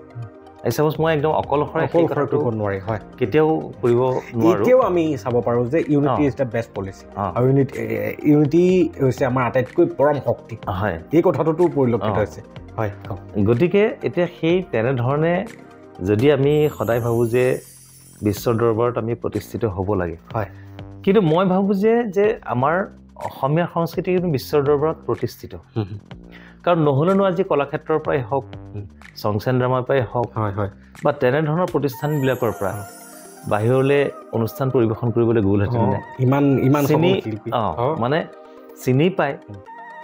অসমীয়া সংস্কৃতিক বুজি পায়, সেইকাৰণেতো আমন্ত্ৰণ জনায়। বা আজি আমি থাইলেণ্ড চবতে দেখা পাওঁ যে আমাৰ ইয়াৰ পৰা শিল্পীসকল গৈ পেলাই অনুষ্ঠান পৰিৱেশন কৰিছে। গতিকে তেনেকৈ আচলতে সামূহিকভাৱে বস্তুটো হৈয়ে আছে আৰু তাৰ লগত আমি যিমানখিনি পাৰোঁ সংযোজন কৰাটোহে প্ৰয়োজন। গতিকে আমি বিভিন্ন ক্ষেত্ৰত যে আমি এই কামখিনি কৰিবৰ কাৰণে, কিন্তু তাৰ কাৰণে কি হয়, একদম একক প্ৰচেষ্টাৰে গোটেইখিনি কৰাটো সম্ভৱ নহয়। তাৰ কাৰণে এটা ইউনিটি ডেফিনেটলি প্ৰয়োজন আছে। গতিকে চৰকাৰৰ সহযোগিতা লাগিব, বিভিন্ন প্ৰতিষ্ঠান সংস্থাৰ সহযোগিতা লাগিব। গতিকে খালি মই যদি ভাবোঁ যে মই কিদৰে গাইড কৰি পেলাই সেইখিনি লৈ যাব পাৰিম, সেই কিদৰেটো সেইখিনি কৰাটো মোৰ প্ৰয়োজনীয়তা আছে গতিকে সেইখিনি ক্ষেত্ৰত হেঁপাহ আছে আৰু বিশেষকৈ মোৰ হেঁপাহ থকা বস্তুটো হৈছে যে অসমত প্ৰফেচনেল মিউজিকৰ এখন আচলতে স্কুলৰ অত্যন্ত প্ৰয়োজন আছে যেনেকৈ আমাৰ সাৰেগামাপা বা ইণ্ডিয়ান আইডলত ল'ৰা ছোৱালীবিলাক যায় মুম্বাইত যেনেকৈ যিটো সুবিধা আছে প্ৰফেচনেল মিউজিক শিকাৰ কাৰণে বা ছিংগিং শিকাৰ কাৰণে গতিকে সেই প্ৰশিক্ষণটো দিয়াটো অত্যন্ত প্ৰয়োজন মোৰ সেইটো এটা সাংঘাতিক হেঁপাহ আছে যদি চৰকাৰৰ পৰা সহায় সহযোগিতা পাব পাৰোঁ এই ক্ষেত্ৰত এনে আপুনি তেতিয়াহ'লে আপোনালোকৰ পৰিকল্পনা আপুনি এই চিন্তাটো খুবেই এটা প্ৰশংসনীয় চিন্তা আৰু এই চিন্তাটোক আপুনি নিশ্চয় আপোনাৰ সংগীত জগতৰ অন্যান্য আপোনাৰ অনুৰাগীয়ে হওক বা আপুনি যাৰ অনুৰাগী তেওঁলোকৰ লগত নিশ্চয় আপুনি আলোচনা কৰোঁ কিন্তু কথাটো চৰকাৰৰ লগত আপোনালোকৰ এই ক্ষেত্ৰত কিবা আলোচনা হৈছে নাই আৰু এই কথাটো সম্পূৰ্ণ এটা ব্যক্তিগত কথা তাৰমানে যদি এতিয়া মই বহুতক লগত লৈ পেলাই কামটো কৰিবলৈ বিচাৰোঁ তেতিয়াহ'লে বহুতৰে মতভেদটো বেলেগ ধৰণৰ গতিকে মোৰ যিটো চিন্তা আছে যে প্ৰফেচনেল মিউজিক প্ৰফেচনেল ছিংগিং এইখিনিক লৈ পেলাই এখন আমাৰ ইয়াতে স্কুল বা আমাৰ ধুনীয়াকৈ ভাতখান্দেই হওক বা গন্ধৰ্বই হওক গোৱালিয়ৰে হওক এনেকৈ ধৰণৰ প্ৰশিক্ষণ কেন্দ্ৰ বহুত আছে কিন্তু প্ৰফেচনেল মিউজিকৰ শিকাৰ ক্ষেত্ৰত যেনেকৈ আমাৰ ইয়াৰ পৰা ল'ৰা ছোৱালীয়ে গৈ পেলাই মুম্বাইত শিকেই গ'ল ঠিক তেনেকৈ এখন প্ৰফেচনেল মিউজিকৰ আচলতে বিৰাট প্ৰয়োজন আছে গতিকে এইটো ক্ষেত্ৰতো চৰকাৰৰ বা সাংস্কৃতিক বিভাগৰ এটা সাংঘাতিক দায়িত্ব কৰ্তব্য আছে এই ক্ষেত্ৰটোত মই আগবঢ়াই নিয়াৰ ক্ষেত্ৰত মই কিন্তু বিৰাট ইচ্ছুক তাৰমানে এইখিনিতে মই এটা সংযোগ কৰিব বিচাৰোঁ যে মোৰ এটা মনলৈ আহিলে আপুনি এটা বস্তু চাওক যে আমাৰ হায়দৰাবাদখনৰ এই টেকন'লজিসমূহ দিশত যেতিয়া তেওঁলোকে মনোনিৱেশ কৰিলে চৰকাৰে হওক বা সেই তাৰ গুণী জ্ঞানী ব্যক্তিসকলে আজি হায়দৰাবাদত থকা ৰামজী ফিল্ম চিটিৰ পৰা যিসমূহ ফিল্ম নিৰ্মাণ হৈ আছে বিশ্ব দৰবাৰত বিশ্ব কপাই আছে পুষ্পাটোৰ উদাহৰণ বাহুবলীৰ উদাহৰণ লওক ত্ৰিপুলাৰ উদাহৰণ লওক KGFৰ উদাহৰণ লওক আৰু এতিয়া আমি সেই যিকোনো এখন চিনেমা উঠাই যদি আমি আনো যে বাহুবলী চিনেমাখনেই উঠাই আনিলোঁ এতিয়া বাহুবলী চিনেমাখনত সেই বাহুবলীৰ যিসমূহ প্ৰতিটো কালচাৰ আমাৰ ইণ্ডিয়ান কালচাৰ বা বাহুবলী সেই হায়দৰাবাদী সেই কালচাৰসমূহক যেতিয়া অংকন কৰিছে অন্য দেশৰ মানুহ সেইবিলাক ৰিলছ বনাবৰ কাৰণে বাধ্য হৈ গৈছে পুষ্পাৰ যিটো আপোনাৰ এটা নীলা ৰঙৰ সেইটো পিন্ধি পেলাই দেশ বিদেশৰ মানুহে সেইটো কষ্টিউম পিন্ধি পেলাই ৰিলছ বনাইছে গতিকে আমি এনেকুৱাকৈ আমাৰ ক্ৰিয়েটিভিটিসমূহক ৰিপ্ৰেজেণ্ট কৰিব পাৰিব লাগিব দৰ্শকৰ সন্মুখত বা বিশ্বৰ সন্মুখত যাতে বিশ্বই আমাৰ বস্তুসমূহক ল'বলৈ বাধ্য হয় আমি দিলে সিহঁতে নলয় সিহঁতে এনেকুৱা এটা কৰিব লাগিব যে সিহঁতে নিজে ল'বলৈ বাধ্য কৰাব লাগিব কিন্তু সেইটো কাৰণে সকলোতকৈ ডাঙৰ কথা হৈছে ফাইনেন্স আৰু এই ফাইনেন্সৰ ক্ষেত্ৰত এতিয়া ছাপ'জ পুষ্পাত যিমান টকা খৰচ কৰিছে বা পুষ্পা 2ত যিমান টকা খৰচ কৰিছে সেইখিনি আমাৰ ফিল্ম ইণ্ডাষ্ট্ৰীত হয়তো 50খন চিনেমা বনাব পৰা টকা গতিকে কিন্তু 50জন প্ৰডিউচাৰ একেলগ হৈ এখন চিনেমা কিন্তু নবনায় গতিকে এই ক্ষেত্ৰত সুবিধাটো আছে তাতে গতিকে বা চৰকাৰেও যিমান ডাঙৰ প্ৰজেক্টেই নহওক কিয় ইমান ডাঙৰ ৰিস্ক এটা ল'বলৈ মানে পটককৈ সেইটো নিবিচাৰিব গতিকে নিবিচাৰিবটোৰ আঁৰত কি আছে যে আমি সেইখিনি যোগ্যতা আমি এতিয়ালৈকে হোৱা নাই নহয় আমাৰ আচলতে তেনেধৰণৰ মাৰ্কেটখন নাইকিয়া কাৰণ অসমীয়া ভাষাটোক লৈ পেলাই যেতিয়া চিনেমা এখন কৰা হয় তেতিয়া কি হয় আমি অকল অসমত থকা অসমীয়াখিনি বা বাহিৰত যিখিনি অসমীয়া আছে প্ৰবাসীসকল বা তাৰ লগত দুই এজনহে বাহিৰা দৰ্শক আমি পাওঁ গতিকে আমি ছাপ'জ যে কোনোবা এজন বেলেগ লেংগুৱেজৰ কমিউনিটিৰ এজন ব্যক্তিক আমাৰ চিনেমাখন চাবৰ কাৰণে আমি জোৰ জবস্তি কৰাব নোৱাৰা হৈ যাওঁ সেইটো এটা ডাঙৰ সমস্যা আছে কিন্তু যদি টেকনিকেলি আজি চাউথতো তেনেকুৱাই হৈছে আজি তামিল তেলেগু যিহেতু নকৰক কিয় কিন্তু চিনেমাখন বেলেগ ভাষাৰ মানুহ চায় গতিকে টেকন'লজিটো তেওঁলোকে ডাবিঙো কৰাইছে সেই মুহূৰ্তত ডাবিং নকৰালেও চায় আমি এতিয়া তামিল তেলেগু চিনেমা কিমান চাওঁ মাগাধীৰা চাইছোঁ মোৰ জীৱনৰ প্ৰথমখন চিনেমা যিখন মই তেলেগুতে চাইছোঁ ছাৰ আপুনি মোৰ হৃদয়ৰ কথা এটা সেইখন মোৰ জীৱনত আটাইতকৈ সাজ পেলোৱা প্ৰথমখন চিনেমা জীৱনত তাৰপিছত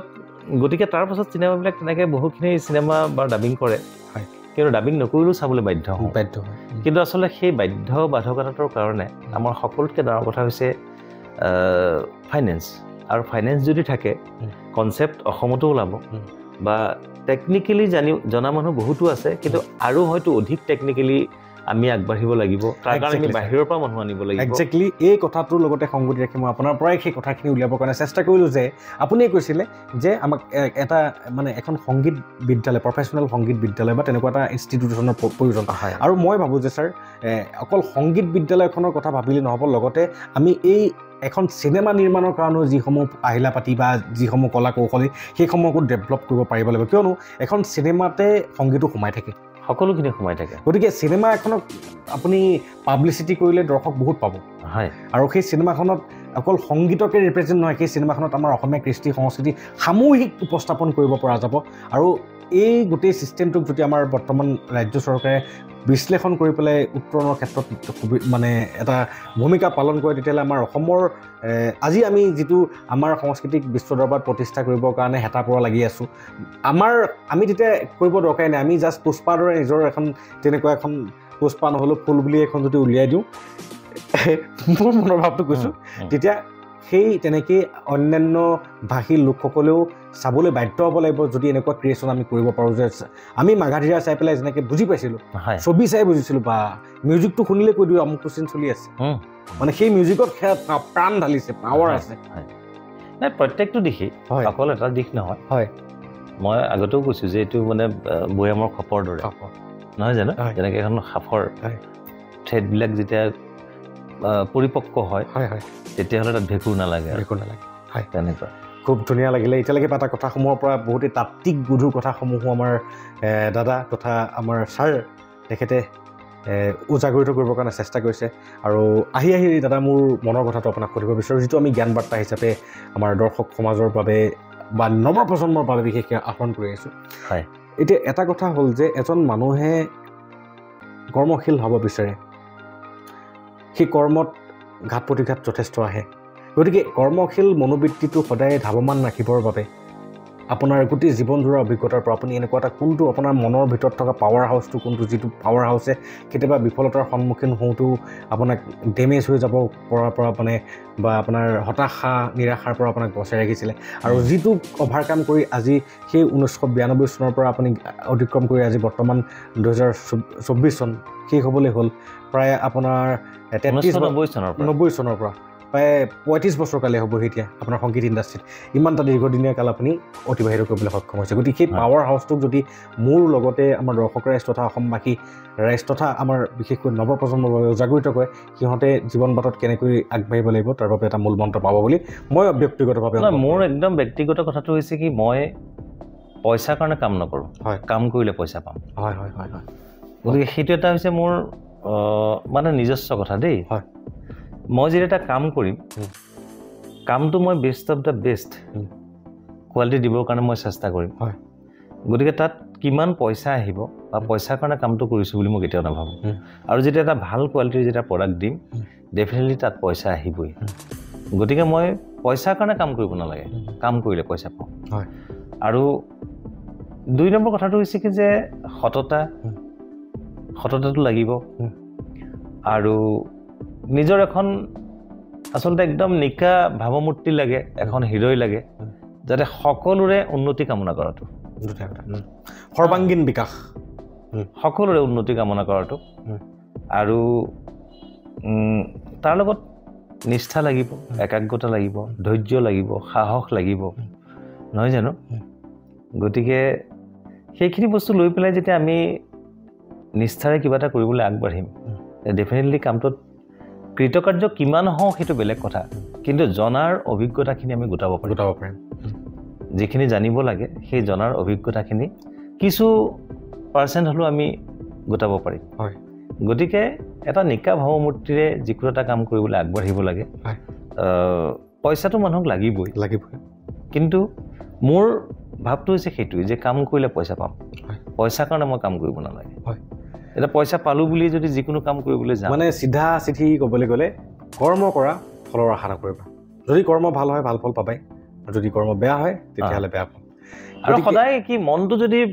সকলোৰে কাৰণে প্ৰফুল্ল হৈ থাকে নহয় তেতিয়াহ'লে নিজৰ মাজত আচলতে কিবা শংকা ভয় সেই বস্তুবিলাক একো নাথাকে এতিয়া যদি মই এতিয়া চুৰ নকৰোঁ চুৰ ভাৱটো মোৰ নাথাকেই নহয় যদি সৰু চুৰ এটাও কৈ দিওঁ কিজানি বেলেগৰ চুৰ এটা দেখিলেও আকৌ নিজৰ মনত চুৰ ভাৱ এটা বা ভয় লাগিব যে মোকো ধৰিব নেকি গতিকে সদায় যিমান পাৰি নিকা হৈ পেলাই চলিব লাগে মোৰ জীৱনত মই সেইটোৱে আৰু সেইকাৰণে মই সদায় মানে ক'ব গ'লে হেপী থাকিব পাৰোঁ যে মোৰ তেনেকুৱা কোনো সন্দেহজনক বা কিবা বেলেগৰ প্ৰতি আক্ষেপ আক্ৰোশ তেনেকুৱা বস্তুবিলাকৰ পৰা মই যিমান পাৰোঁ দূৰত থাকোঁ খুব ধুনীয়া আৰু দৰ্শক ৰাইজ এই গুণসমূহ যিসমূহ গুণৰ দ্বাৰা এজন মানুহে জীৱন বাটত আগুৱাবৰ কাৰণে সক্ষমতা পায় সেই সকলো গুণ আমাৰ এজন ব্যক্তিক তেওঁৰ জীৱনটোক এনালাইচিছ কৰি পেলাই আপোনালোকৰ আগত দিবৰ কাৰণে চেষ্টা কৰি আছে জ্ঞান বাৰ্তাই আৰু সেই গুণসমূহ যিসমূহ গুণৰ দ্বাৰা নিজকে প্ৰসিদ্ধি লাভ কৰিবৰ বাবে নিজকে কৰ্মত ব্ৰতী ৰাখিবৰ বাবে নিষ্ঠাৰে কৰ্ম কৰিবৰ বাবে একগ্ৰতা আহৰণ কৰিবৰ বাবে এই সকলোবিলাক ক'ত পাব কেৱল জ্ঞান বাৰ্তাত পাব আৰু এই জ্ঞান বাৰ্তাৰ যাত্ৰাৰে আজি আমাৰ অনুপম শইকীয়া দাদাৰ গোটেই জীৱনজোৰা অভিজ্ঞতা তথা সেইসমূহ সঞ্চয় কৰি পেলাই আপোনালোকৰ আগলৈ দিবলৈ প্ৰয়াস কৰিছোঁ আৰু তেখেতৰ বৰ্তমান ভৱিষ্যতৰ পৰিকল্পনা সকলো তেখেতে কৈছে ভৱিষ্যতলৈও তেখেতে নানা কিছুমান পৰিকল্পনা দেখিছে আৰু এইখিনিতে মই আপোনালোকক প্ৰতিশ্ৰুতিও জনাওঁ যে আমি ভৱিষ্যতলৈ আকৌ আহিম কেতিয়াবা পডকাষ্টত দাদাৰ নতুন যিসমূহ নিৰ্মাণ কৰি আছে সেইসমূহক লৈ আৰু মোৰ খুব ভাল লাগিলে বিশেষকৈ আজি কথা বতৰা পাতি দাদাৰ লগত সুমনৰ জ্ঞান বাৰ্তা এটা বৰ ধুনীয়া প্ৰতিষ্ঠান গতিকে এই প্ৰতিষ্ঠানটোৰ জৰিয়তে তেওঁলোকে সদায় জ্ঞানৰ এটা মাহুল তৈয়াৰ কৰি ৰাইজক বিলাবৰ কাৰণে প্ৰচেষ্টা অব্যাহত ৰাখি আহিছে গতিকে মোৰ অফুৰন্ত শুভেচ্ছা জ্ঞাপন কৰিছোঁ হয় বহুত বহুত ধন্যবাদ আৰু ময়ো অনুভৱ কৰিব পাৰিছোঁ যে আমাৰ এজন সংগীত শিল্পী বিশেষকৈ অনুপম দাৰ অনুপম সৃষ্টিৰাজী তথা তেখেতৰ মনোবৃত্তিটোক আজি আমাক দৰ্শক ৰাইজে নিশ্চয় বুজিব পাৰিছে আৰু এইসমূহক কেনেকৈ আমি জীৱনৰ মৌষধলৈ ৰূপান্তৰিত কৰিব পাৰোঁ আমাৰ ব্যক্তিগত অভিজ্ঞতাৰ কথা আৰু আমাৰ ব্যক্তিগত সোৱাদৰো কথা আমি ইণ্টাৰেষ্ট ল'ব লাগিব আজি এই পডকাষ্টটো কৰিবৰ কাৰণে মই সুদূৰ নগাঁৱৰ পৰা গুৱাহাটী আহিছোঁ মোৰ বিশেষকৈ মই জানিব বিচাৰোঁ যে তেখেতৰ জীৱনত তেখেতে কেনেকুৱা প্ৰতিবন্ধকতাই হওক বা কেনেকুৱা ছাকচেছেই হওক সেইসমূহ কেনেকৈ এচিভ কৰিছিলে তাত যি কাৰ্যকলাপ বা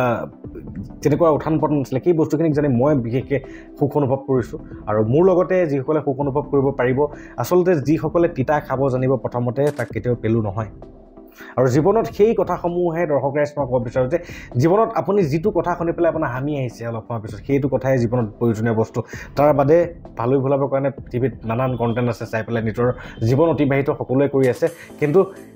অনুপম শইকীয়া এজনেই আছে আমাৰ অসমত যিজন সংগীত শিল্পী হিচাপে প্ৰসিদ্ধ বাকী তেনেকুৱা অনুপম শইকীয়া নামৰ বহুত হাজাৰটা আছে কোনো চিনি নাপায় বহুত ভাল লাগিলে মই আজি আপোনাৰ জীৱনটোৰ পৰা বহুত কথা মই নিজে শিকিলোঁ আশা কৰোঁ আমাৰ দৰ্শক ৰাইজে আপোনাৰ আজি এই জীৱনটোৰ গোটেই বৃত্তান্তটোৰ পৰা নিশ্চয় কিবা এটা মুখত উলিয়াব পাৰিব বিশেষকৈ সংগীত অনুৰাগীসকলে আৰু যিহেতু দাদা সময় এটা নিৰ্দিষ্ট সীমা থাকে আৰু মোৰতো এনেকুৱা লাগিছে যে মই আপোনাৰ লগত কথা পাতিয়ে থাকিম কিন্তু সময় এটা সীমা থাকে আমাৰ অনুষ্ঠানটোৰ গতিকে আজিৰ বাবে আপোনাৰ পৰা দৰ্শক ৰাইজ আপোনাৰ খবৰ পৰা বিদায় লৈছোঁ নমস্কাৰ